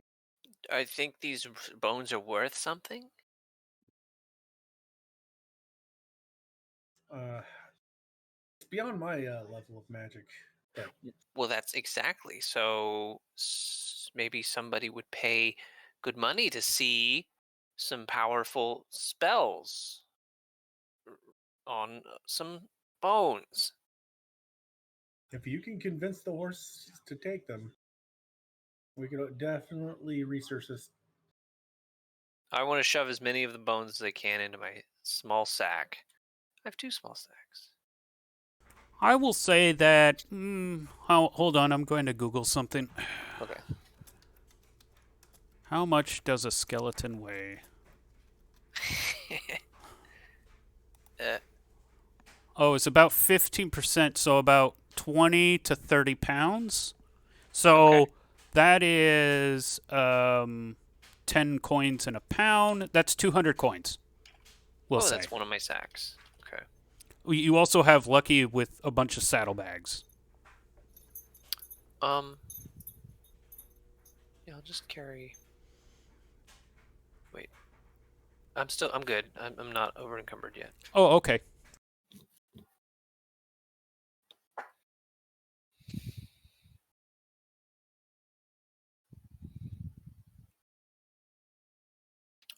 Any loot on the other skeletons? Is that- Just battered weapons. No, these are all useless. Maybe kindling at best. Well, weren't we in need of kindling? Actually, now no. they have- You have that taken care of. No. Jonathan's helping us out with our logistics. Okay. So the silent one after the last of the skeletons wander away. The silent one points between the 2 cliffs and then the broken barrier and shakes her head. What are you trying to say, girl? Well, it's unfortunate that they broke through this barricade. What was this barricade for? Probably to keep them out.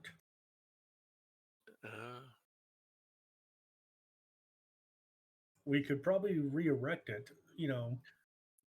At least stem the tide a little bit. We don't have time for that. We should be Yeah. striking the tree down at at its source. Then we should make haste. And we can tell who made, like, who do we know who made this barricade?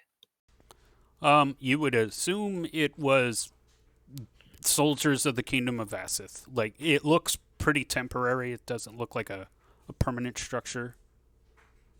Nerton's the Nerton incident was like 2.5 months ago. Does it make sense that a bunch of skeletons could have done this damage to this barricade, or does that seem strange? Like, is there any reason to assume some other like device or something was used? Well, so Robert Shieldheart, you've observed skeletons at the other Blight Tree. They seem to just kind of meander unless directed. Like, they will respond to a threat if they see a threat, but like you've seen them like kind of, milling about. You saw one near the Blight Tree pretending to pray, or actually praying. You're not quite sure, but yeah, they seem to be kind of spacey. The skeletons don't do anything on their own. They need direction. I feel like they have the ability to do this, but not without a guiding force. Yeah, I slap my sack and say, well, their guiding force is here now in my bag, I think. So you're saying you command the army of skeletons? Me? No. The skeleton that I killed him. You helped me, and I put that skeleton in my bag. That skeleton was issuing all the commands. I wonder if we could, when we get it to another group, if we can use them to have the skeletons back down. On the point of those bones, Robert Shieldheart, if you remember, there is an NPC that you know who's kind of a magic man, who may know something about this. Yeah, I've heard of him too. Remember the magic man. Do you can you remind me where on the map he is located, guys? Sure. Yeah, He's actually pretty close to your home. I'm gonna speculate that I'm like rubbing my hands together, wondering maybe he'll pay for these skeleton bones.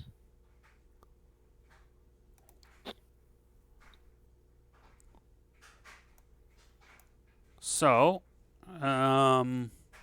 if you zoom in there,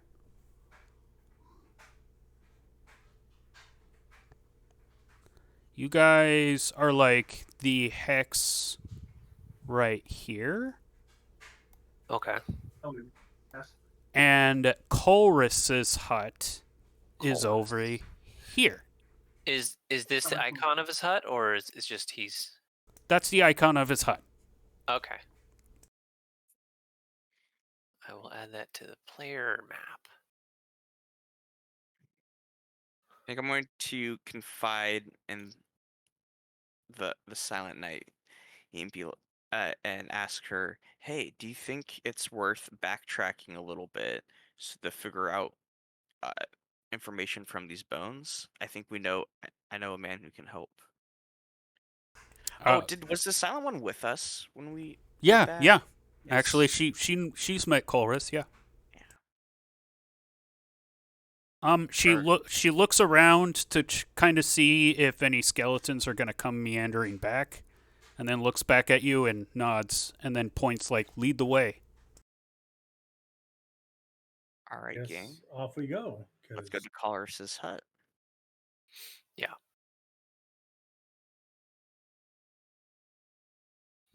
As you get to Colress's hut, just as every time before,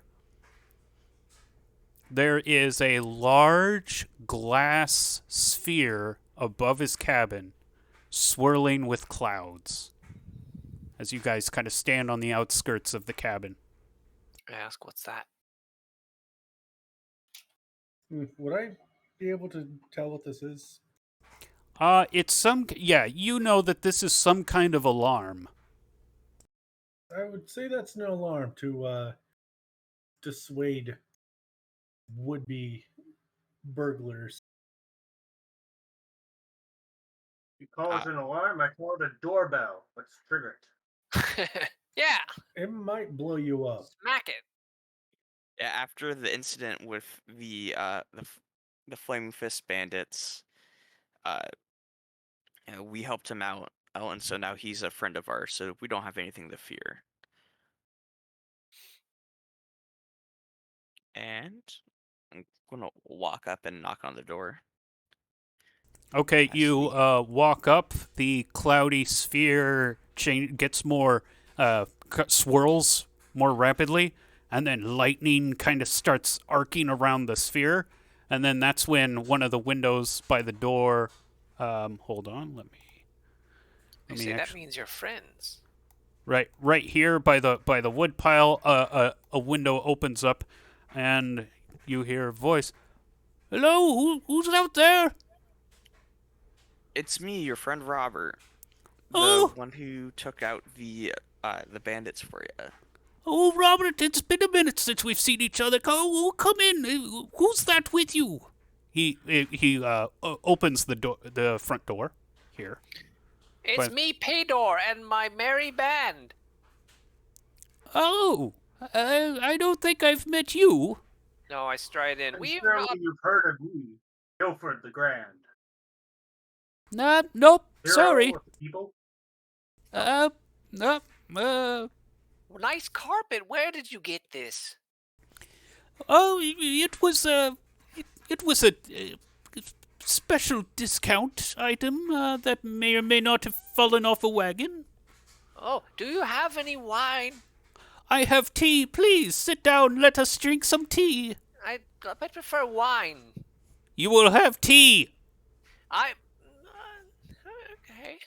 It's best not to insult a magic user of this caliber in their own So home. let me describe Colrus. Colrus is a tall, skinny elf. He's got like a wiry, lean physique. Has white hair, which, for those in the know, elves with white hair are especially old. We're talking over 1,000 years. Bronze eyes, and when I say bronze eyes, they actually sheen like metal. Wears a big, long, bright green robe with a matching green headband that ties his long white hair back. I turn to Guilford and go, why didn't you tell me he was a limb walker? Okay. What did you say? What? I wondered why nothing. I have something special in his bag for you, maybe, that you might be interested in. It's a bit beyond my knowledge, but surely someone of a certain magical caliber can discern the purpose of these runes. They came from the skeleton that was controlling the other skeletons. Usually Wait, they don't just tell him this is worth money. It's we need to figure out information first. Okay, but maybe he'll pay us for the information. Well, to give us, he'll pay us to give us. Pay us to give us information. Yes. Maybe he really likes to give information, right?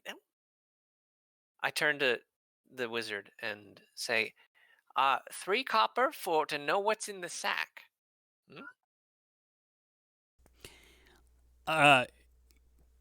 Colrus rolls his eyes. Oh, fine, I can spare a few copper. Is that, by the way, is this the prices in the gear list? Is that in copper?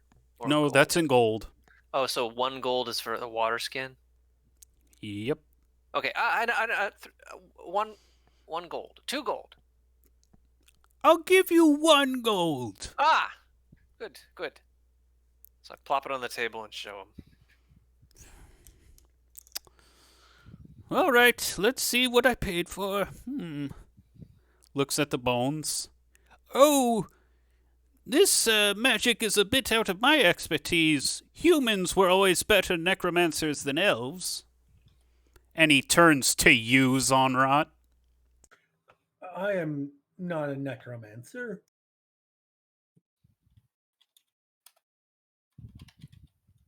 Strange. These runes definitely are from a human magic user.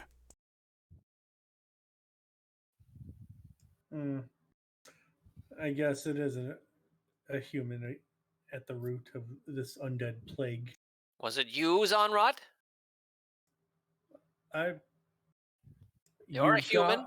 You got me as I put my hands up. Put my hand on my dagger. Wait. It's an elf telling us that it's a human.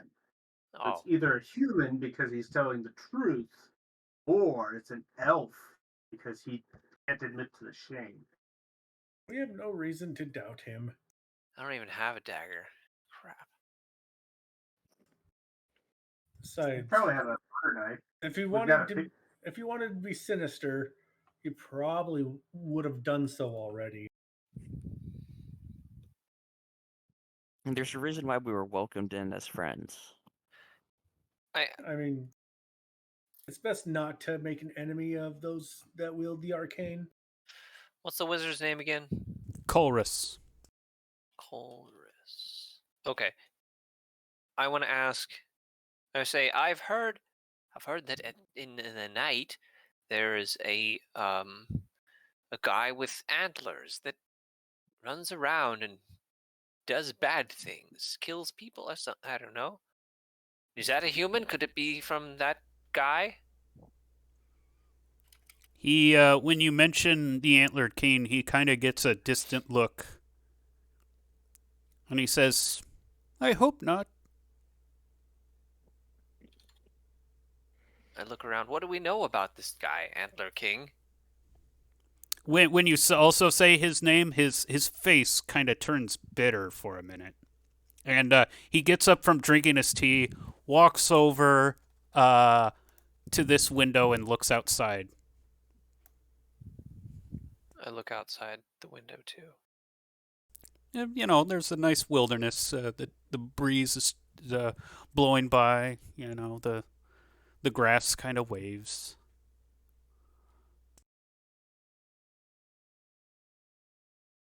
I wait for him to expostulate. I don't think it was the antlered king. The antlered king is an elf. Your brother?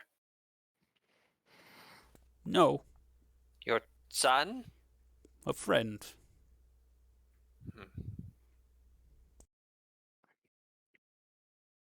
Once. It's not still your friend?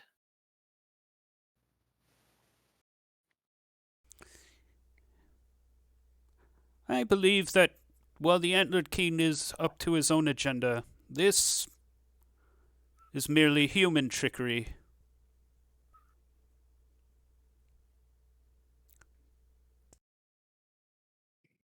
I want to ask if he thinks that Antler King has anything to do with the blight trees, or if he knows why there's blight. What's with the blight trees? Do people know that? I do not know what started the blight trees, but I am certain he has nothing to do with it. He has many crimes to answer for, yes, but not this.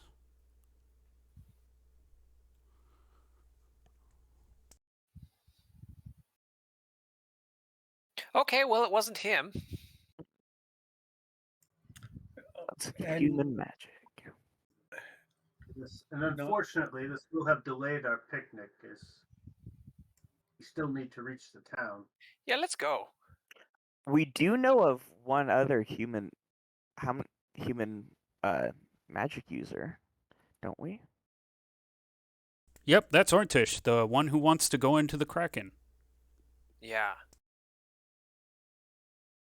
Let's kill her. No, let's. You know, I do have to advocate that not all of us magic users are necromancers or nefarious. How many of you are not? I don't know how many leaves fall on the ground versus get carried on the wind. Sounds like you don't know much. So let's Wait, go get her. wait. Don't leaves that are carried on the wind eventually fall to the ground? Uh-huh. Some get captured by birds, go into other trees. You know, Ordish is back at our camp. We might as well go. We've taken care of one blight tree before. We might as well take care of the one we're already set out to take care of, and then we can talk to her when we're back. That sounds like a good idea. Now that at least we have a clue that is human magic. I That's a good guess we clue. set out back the way we came. Agreed. Okay. So at this point, it's beginning to be early afternoon. Uh-oh. The sun's setting. Oh, it's still high in the sky. Okay. We've got plenty of time. Do we have enough time to go to that place? Spend an hour there and then walk back home before dark? Yes. Okay. Let's do it.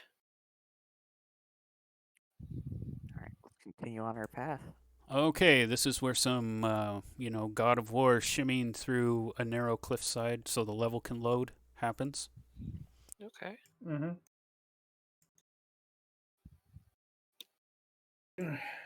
We get the loading screen hints. If you press enter, a command is executed. It looks like we passed through or past it. If we're following the roads, we pass by a town. What is that town? I'm sorry, which? Please ping the town. This one? That's Berrypont. Berry Pond. That's the biggest town that you guys have experienced so far. Berry Pond. Okay. Oh, so we could actually go back there instead of all the way back to camp before nightfall. Yeah, if we Yeah, want you to. could stay at the hospital. Hospital.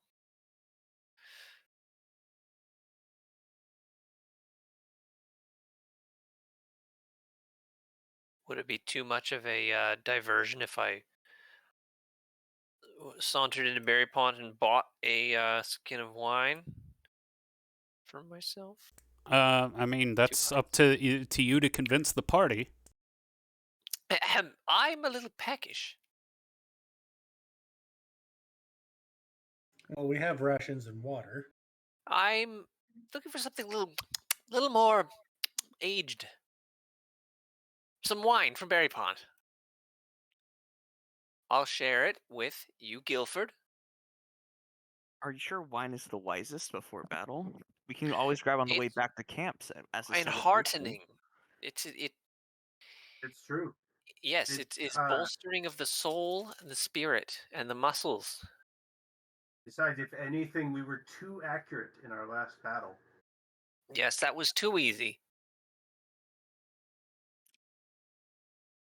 All right, I'll be quick. Peter. I'll be quick. I'll make a deal with you, Peter.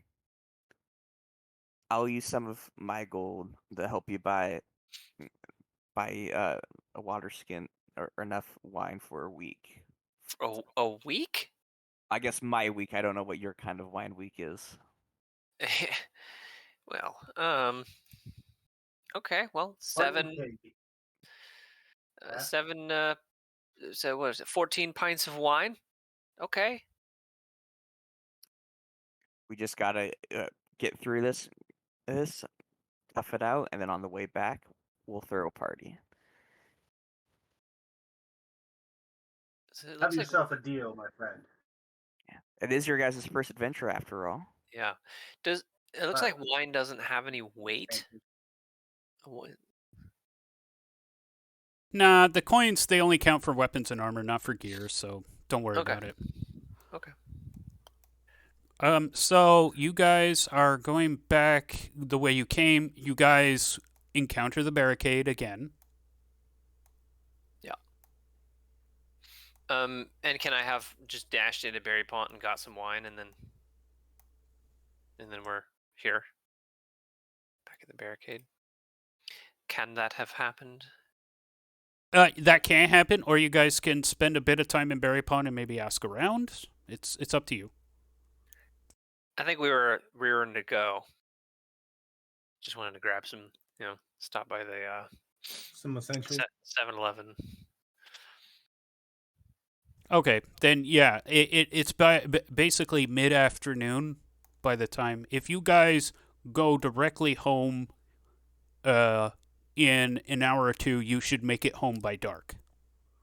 All right. As you guys approach, so you guys are. Hold on, let me get on the same map you guys are on, so I can paint it. So you were over here where the barricade is, and you guys are moving beyond the barricade, right? Yes. Yes, we're on a mission. So you approach the ruins, and as the ruins have been mentioned multiple times, it looks like it was a giant wall castle structure that spanned for miles. But a lot of the curtain wall is broken. However, a lot of the towers and some of the supporting walls around the towers still exist. When you guys approach these ruins, you find yourself in another similar choke point. Before you approach the ruins, I will say this. You guys are a little less than half a mile away, looking towards the ruins. You can see... It's these ruins? Yep, those ones. Yeah. You can see that the walls naturally use the cliffside and kind of chokes off a path similar to the barricade one. Only instead of temporary, this is a stone walls and a little more permanent. You can see some movement around the walls of the tower. What kind of movement? It's kind of... Does it look white and bony movement? Yes, white and bony movement. Yes. Like, how much we talking? It's kind of hard to say, but there's a group of them.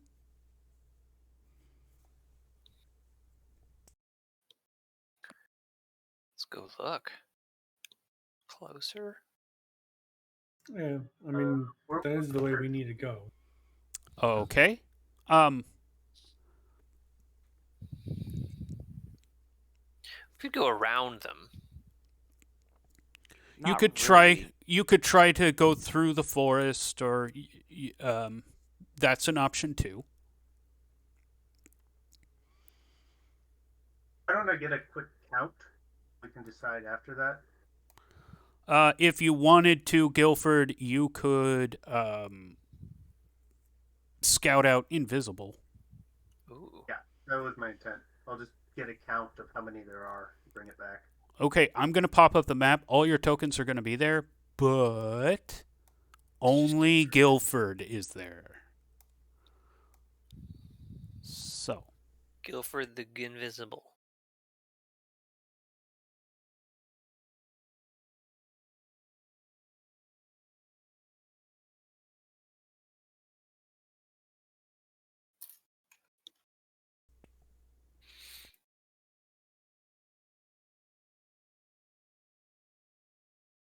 Oh, okay. You guys in your group up there kind of cheat a little bit, but here, just gonna move you all. Can I move now, or are you still setting up? You can move. Okay. There. This is the tower here. So it's a collapsed gatehouse. Rather than try and sneak past the skeletons, I'm going to try and climb over the wall. Roll me a climb check. Okay. I believe I have an 87% over the 100 and less than 87. Jeez. Okay then. Well, so you fall on your butt, and this skeleton right here takes an interest. Doesn't see you, but heard the thump. I will throw the stick that I picked up earlier far away from me as possible, in this direction. Give me a dex check. Okay. What do I do for that? You just click the attribute on your character sheet. Okay. Um.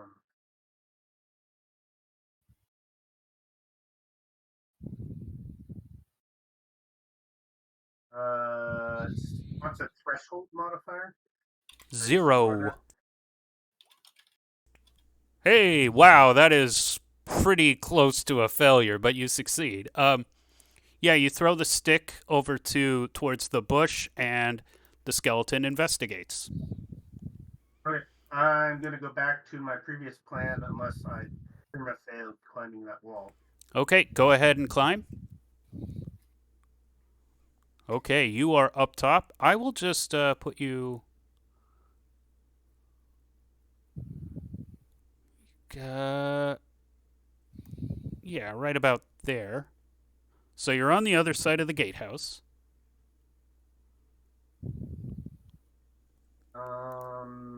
Yeah, I guess I'm just gonna kind of sneak around until I get a count, and then I'm gonna get out of here more or less the way it came. Oh, there's a lot of guys.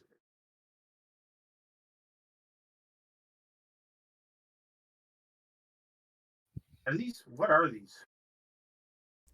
So the skeletons are like clawing apart remains.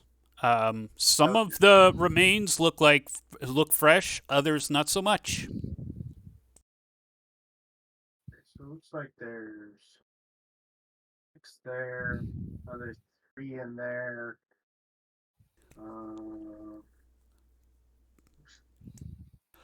Again, the one thing, so like you did notice that the skeleton with the that looks special with the armor and the 2 swords, it definitely looked like it was thinking and had more of a plan. Like it singled Pedor out after being hit by it and kind of had a personality. These guys are just aimlessly going about whatever it is they're doing.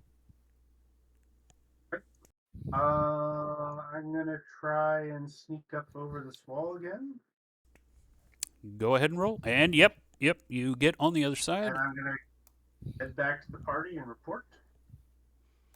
Okay. I guess there's no point in going to the overworld map yet, so I'm just gonna keep you guys on this screen.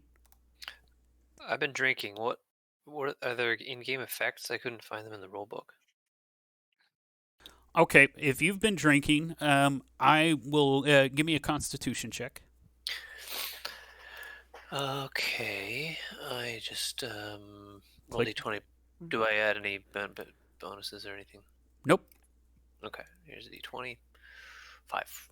Okay. I do hate to interrupt, but I do have some like personal roommate shit, or excuse my language, sorry, stuff that Yeah. I want to that I need to do. Do you mind if I drop out for the night? Oh, I see. Well, I guess we will possibly end it shortly after here. Because it is past 2 hours, and like if you guys do this combat situation, it'll probably be the last thing. So no problem, Noah. Life happens. I understand. Go ahead and do what you got to do. Thank you guys very much for understanding. I'm sorry. Yeah, no problem. No problem. Life happens, yeah. Enjoy your roommate stuff. Yeah, it was very nice hanging out with you guys. Thank you. Yep. See ya. See Good you. night. When in doubt, club it out. By the way. Duly noted. Okay. Oh, I thought that was like a roommate advice. Oh no, that's hopefully not. Yeah. Okay. Thank you. See ya.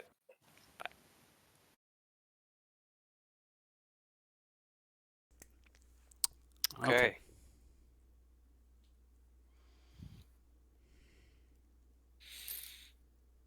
All right. So Robert Sheilahart runs back to camp. because he Yep. realized he hasn't washed his dishes in a week, and his roommates are mad at him.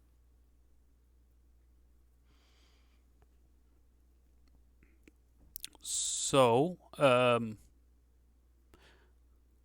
yeah, I guess Guilford, if you want to report back to the other two players. Okay. There's not much to worry about. It's a few random groupings of skeletons that are just kind of aimlessly tearing apart corpses. They hardly even paid attention to me, even when I challenged several to a duel. Cowardly lot they were. So Weren't you invisible? I don't think it's an issue if we Oh. just go through. Okay. Okay.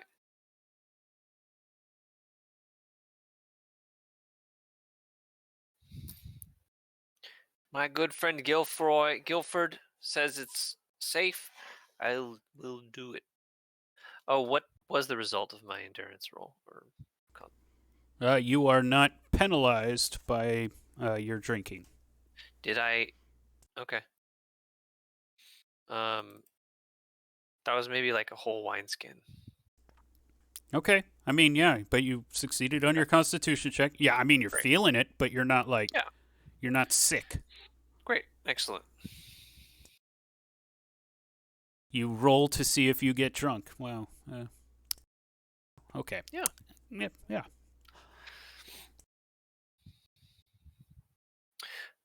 All right. So what's the plan?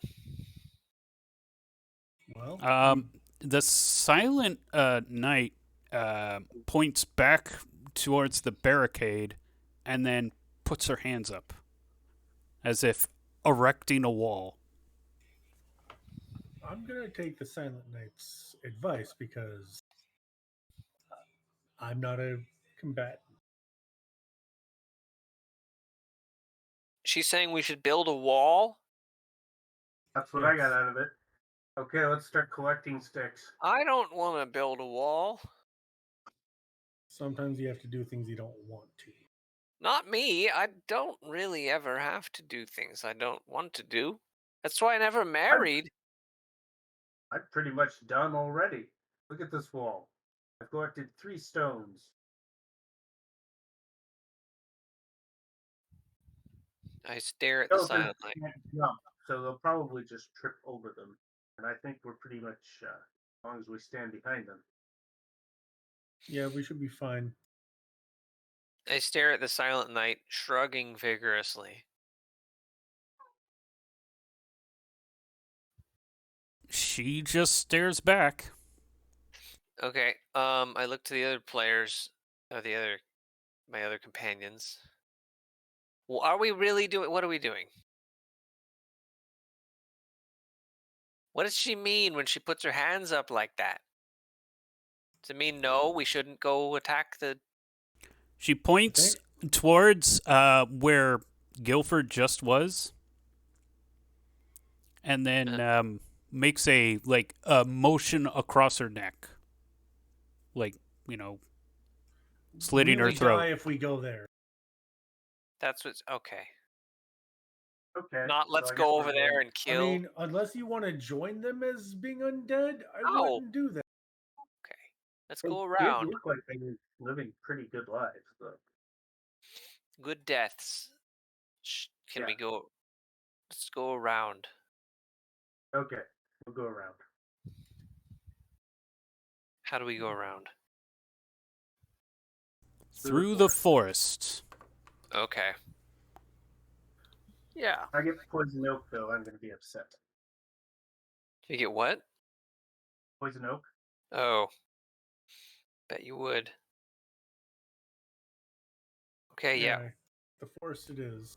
The silent one points back to the barricade, then points towards the ruins, right?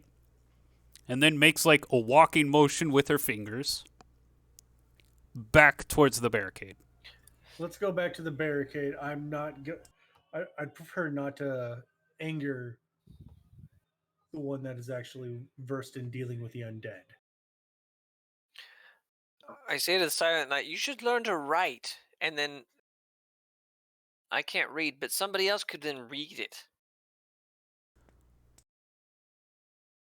She looks at you for a second, then just shakes her head and walks back towards the barricade, pulling Fine, the horse. don't be more helpful. Okay. Okay. I follow the Silent Knight.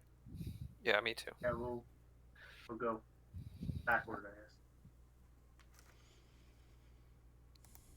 Does she? I'm asking, like, Guilford. Does she not speak because she can't, or because she just, won't? Oh, won't, definitely. It adds an aura of mystique. I was considering going that route, but then I tried Maybe not talking for 5 minutes, and it I did not remember work out. that. That was a big deal for you. Yeah. Okay. I follow. We follow. We set up I guess we set up camp or a barricade, and it's going to take us a while. Wait, we're setting up camp in the barricade? Or I thought we were not supposed to be out after dark. yeah, we need We to should go go. back. Wait, it's dark already? It's not. We still got hours. It's an afternoon. It's an afternoon. You have a few hours of daylight left. Yeah. We should probably get to safety. As you guys try to leave the barricade, the Silent One stomps on the ground. Wait, what is she Okay. doing? She's She setting up. wants to be here. She wants us to stay, correct? I'm reading the. She points at the two cliff sides. Here, Yeah. here, and then puts up her hands in the motion of like building a wall. She really wants she us just to wants build. fix the barricade. So like this. Yeah, that's what she's trying to signal. She then again points back towards beyond the barricade where those skeletons were, makes a walking motion sign, and then points to the ground, in front of you.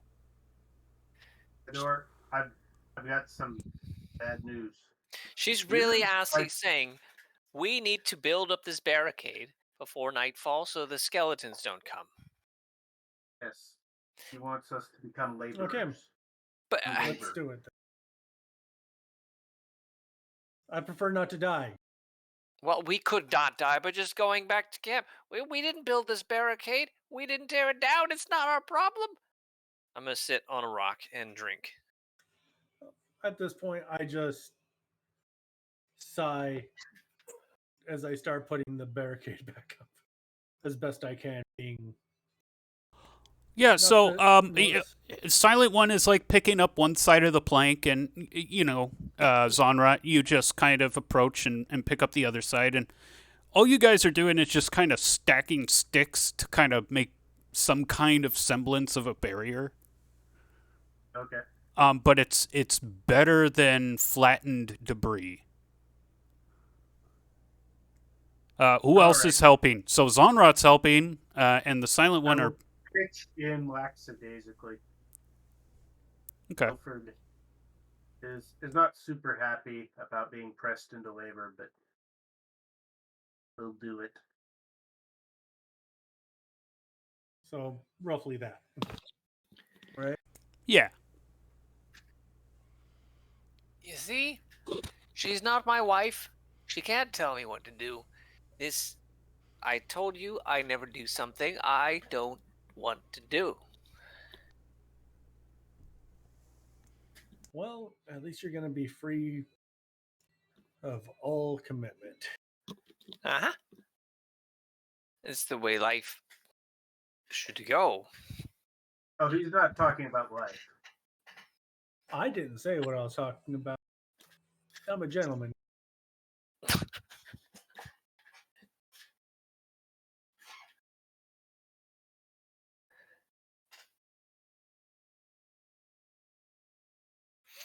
So yeah, So, how long that- until she's satisfied? Like, I mean, we're basically just working until she tells us we can stop, right? Yeah, so you guys are setting up the barricades.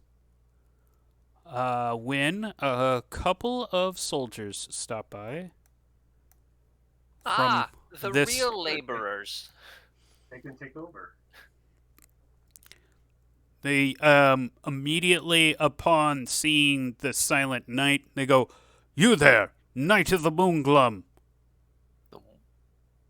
And she like stops what she's doing and turns towards them and goes, "Your cult is forbidden in these parts." How many of them are there? There's 3. Okay, and they're within range. Yeah, they're within range. Because I trust this Moon Knight more than them. This Silent Knight has been stalwart. Wait, who is this? James talking, or is this? This is Mike. Oh, Mike. Okay. Mike. This is me returning the favor of being such a stalwart champion. I'm gonna cast sleep on the knights. Okay. What does your sleep spell look like? Just kind of like talk us through it. Like you say your piece and then. It looks like as if kind of a cloud just comes right behind their head and almost like they're being tucked in vertically and then kind of beckoned just to lay down as the cloud settles around them. Yeah, their eyes close, and immediately, upon they're about to draw their swords and spears to confront the knight, and then they just boom, boom, boom. By the way, the tabards that they are wearing are the same sigil that you've seen in Berry Pont, which is River Cobb. It is a river flowing over a rock. We should go. Wait. Actually, we can kill them. They're What? asleep. No. You know why? Why? Because this knight is worth more than them. This knight can destroy those gloom trees. Yeah, but we don't have to choose. They can accuse us of being. I'm not in her cult. Okay, I think what Fedor is suggesting is that rather than killing them, we can just disarm them of all of their equipment. Well, that even risks waking them. We're either going to leave or we're going to dispatch them. Look, you guys, I know I'm a drunk and I do stupid stuff, but you want to make an enemy of the nearby town? Is that what you're saying? No. They saw us. They saw us, and then you put them to sleep, and then you steal all their gear. I didn't say I was going to steal their gear. Okay, let's not do that. Let's tuck them in so they are nice and let's. I don't know. This is a bad idea. Why did you cast a spell on them? Because they were going to attack our friend, which has been protecting us all. No, I don't. How do you know that? They were just saying get lost, and I was literally used cult. And I was going to say I'm not in their cult because we're not, right? We're not, are we? Militia tend not to care. Tend to group the guilt. Okay, well, so you're saying that Berry Pond is going to be the enemy of our settlement because of Miss Silent Night here.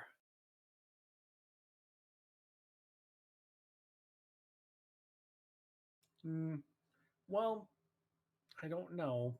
Sorry, it was kind of a gut reaction. Well, I think you should go to Berry Pond and apologize. Because if I were to choose between war with Berry Pond and having this cryptic knight around to help us kill skeletons, I would choose peace with Berry Pond. I'm not usually this smart, but that's just my drunk, maybe only when I'm drunk. I don't think we need to walk all the way there. They're just asleep. You could wake one up and apologize to them. Okay. I go over to the guards, one of the guards, and I start shaking him. His eyes slowly begin to open, and he goes, "What? What?" And he kind of gets a start when he looks at you, like, I hand him a There was an wineskin. evil magic user that enchanted you all. We're trying to save you. Oh yeah, we should maybe told him to hide. Um, I hand the guard a wineskin, and with an apologetic smile, like, have you seen Burn After Reading? When Brad Pitt's character is caught in the closet and then shot in the head immediately, that like apologetic smile right yeah, before he Yes. gets shot. yeah, yeah. That's my face. Uh, handing him a wineskin. Here. Sorry about that. He kind of looks confused. He's like, "Wait, we were sent," and then he looks over at the barricade as it's like, destroyed but has been rebuilt slightly. And he's like, "Oh no, the barrier's fallen. We We're have to rebuilding it for you. No. It's this the undead threat can't be contained for long. Someone must tell the Lord Protectorate." Yes, let's go. Hurry. And he kind of Just looks be clear, we confused. are- He looks confused at the other two guys and starts rousing them. He's like, "Come on, guys, we have to tell the the Lord Protectorate that the barrier has fallen." I use this moment just to hide my book underneath my robe, and I'm just tending to the barrier as if I'm just a laborer. I want to like I want to like somehow without the guards noticing, like try to get the Silent Knight's attention and like make a gesture for her to like get like hide, like flap my hand like. She tilts her head instead of rolling her eyes, but she tilts her head and then kind of backs into this bush over here. Okay. And I will weave together a tale of how we rescued them from a powerful magician with antlers on his head that came along and tried to enchant No, them. no, that they won't believe that. Of course they will. Guilford the Grand is telling them. Okay. Roll a charisma check there, Guilford the Grand. I don't get it. Oh, right. I spelled my character sheet open.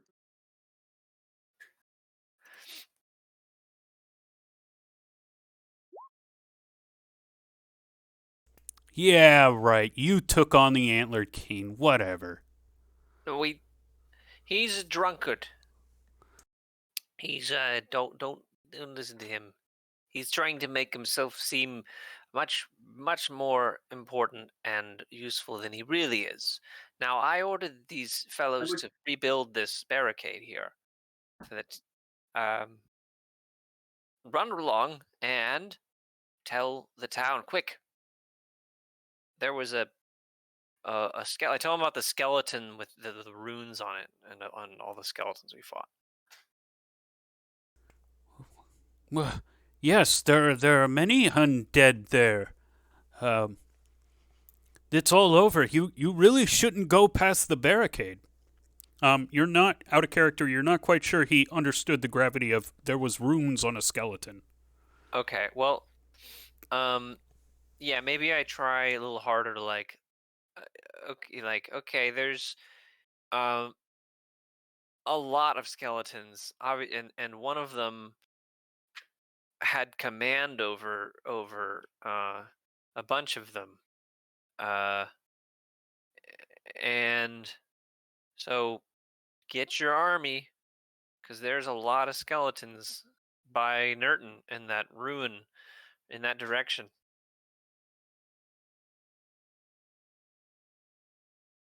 We already knew about the undead occupation of Nurton, but it seems like the situation has disintegrated.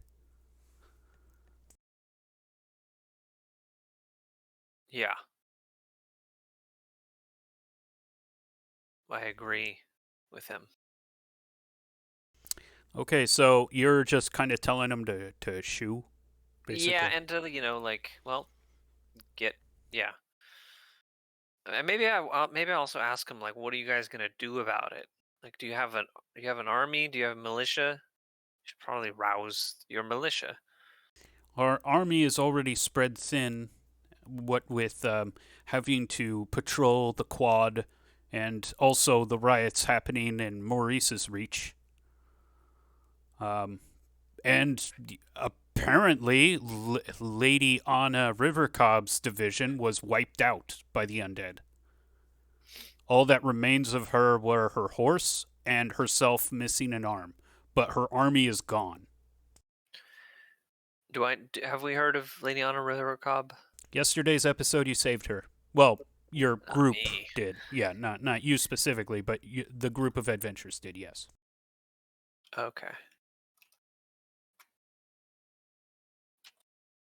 And is she from Berry Pond? Rivercob's holdings include Berry Pond.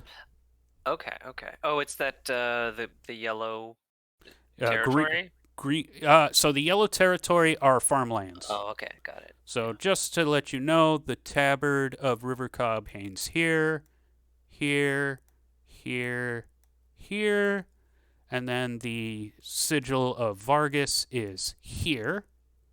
Okay. And the sigil of Vargas is a gem-encrusted chalice pouring water over a rose bush.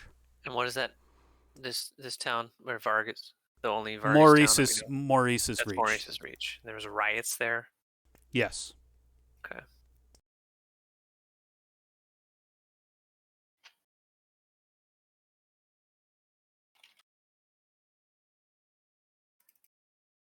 Okay, what are we doing, guys? Get to safety. It's probably getting later in the day.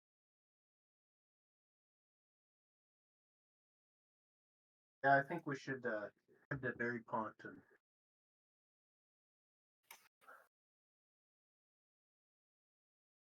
Yeah. probably So the night. you're gonna stay at Berry Pond for the night? Mhm. Would Okay. we be able to make it back to our camp? You in would. time? You could. Okay, shall we? Or do you guys want to stay in Berry Pond for we should go back to camp if we can and tell Back to everybody. camp. Okay. So Spread yes, the if you news. head directly back to camp with no other stops, you will make it before sundown. If you were to take a more leisurely pace, you could make it to Berry Pond. And even still kind of interact with the town a little bit as the night draws. But it sounds like you guys just want to go back home. So that's where I'll put you. Okay. As you guys return, Orntish again looks frustrated. No one has yet to agree to take her to the Kraken. She's so close to seeing it, but Yeah. um, I elbow Zonrot.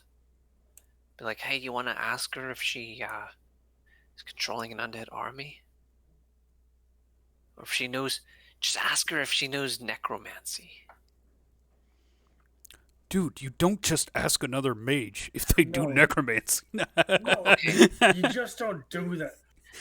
Okay, well, maybe. What if you're like, I've been thinking about necromancy, and I'm wondering if you know somebody who does necromancy. Actually, I have an idea.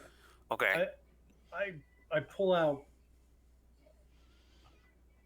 a quill and some paper, and I draw one of the runes that I read off the bones. Yeah. And I'll approach her and I'll ask her, I'll be there too. "Pardon me, I'm just curious if you can understand, if you can tell me what this is. I'm trying to study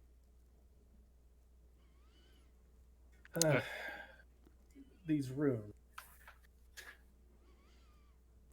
she kind of looks at it and then, recognizes that it's magic and then looks back at you with those piercing blue eyes like, what are you trying to get out of me? Kind of. Just information.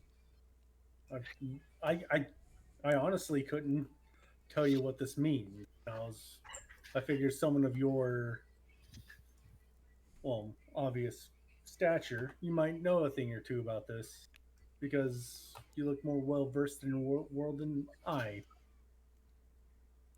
I She have a dead dog. Can you resurrect it?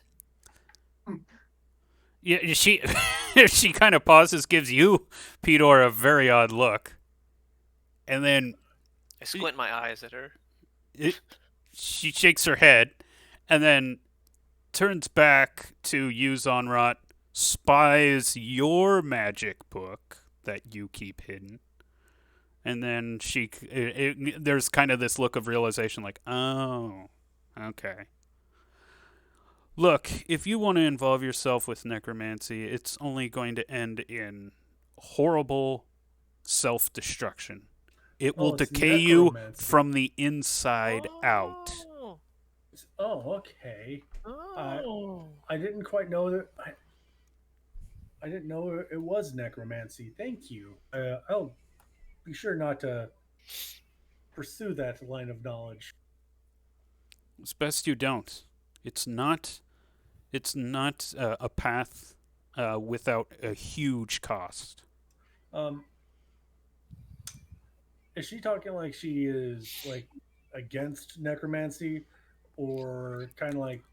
Go ahead and everybody make a wisdom check. Yeah, or she's saying, "Oh, it's not for the puny." Threshold is 0. 0.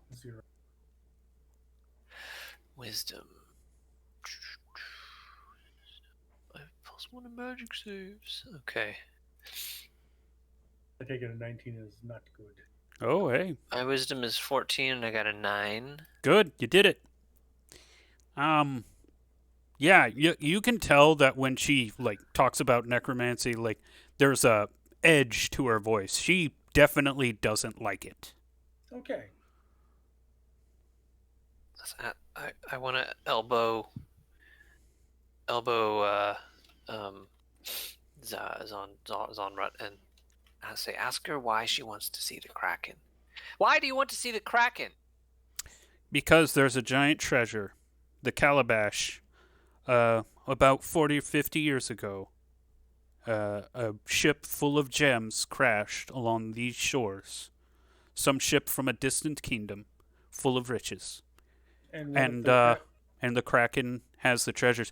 Some of your fellow community members has validated that. Oh, now, hold on there. If you show me where the Kraken is and I help you with the Kraken situation, I'm going to take some of that treasure. You have no idea how long I have waited to see the haul from the calabash, okay? Uh-huh. You'll see it in our hands. Swallow. I'm nervous. She stands up, kind of obviously taller than you because you're a halfling. And she boops your nose, and you fall asleep. Don't you Okay. Okay.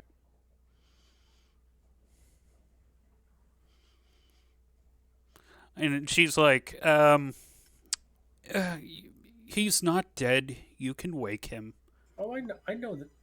I know what you did. He's just sleeping it off. I'll put him into a bed. But thank you for your time. Glad I could be of help. So when are we going to go see the Kraken? Tomorrow.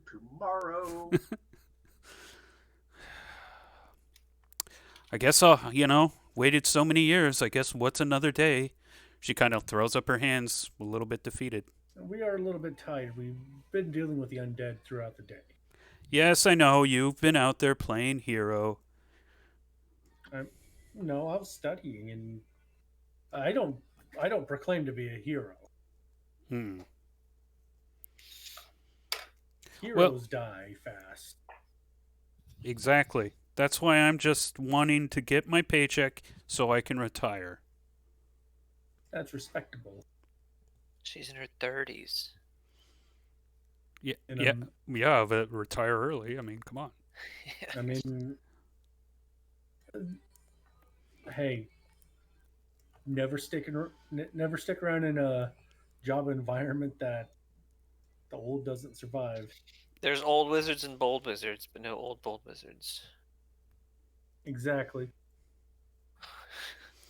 Okay, and so Peter, you eventually wake up, and I don't know if there's any other PC interactions you want to go for, but I think this is where we will end Yeah, the I mean, the session. yeah, I mean, I think Pedor is just gonna start spreading the rumor that Orntish wants our Kraken, and there's a bunch of treasure in the Kraken, and Orntish, feels um uh feels entitled to taking what is ours because we have the alley access to the Kraken. Okay, no, Yeah, that's a good point. That will reverberate in camp a little bit. Though how the parties matter is they mentioned that they saw the Kraken and that they lived right over the Kraken, and she immediately was like, "Oh, let me see," and basically followed the party back to camp. and nobody's shown her yet. And nobody has shown her yet. She's been here a few Yes. days. Well, I've learned her true intentions. Good job. Okay. This was a fun session. Yeah. I'm Yeah. surprised I survived being a magic user. Yeah. Thanks for the session. Yeah, Yeah. it was fun. Thank you guys for playing, and clever use of the sleep spell. Well, I was. Hey, I didn't want to fight them, and Okay, so yes, again, thank you, players, and thank you, chat, for watching. If you wanted to keep up on all serious industry streams, the best way to do that is to give this channel a follow. Alternatively, you can join us on Discord, Facebook, or Twitter, where we have stream announcements. There's also the website shatteredempire.net. Shattered Empire is a post-apocalyptic interstellar synthwave-fueled tabletop RPG. If you go to the website right now, you can download the free alpha. The free alpha has everything you need to make a character, and if you're a crafty enough GM, you might be able to make your own campaign. So check that out, and thanks again. This is Abacus Fish, signing off.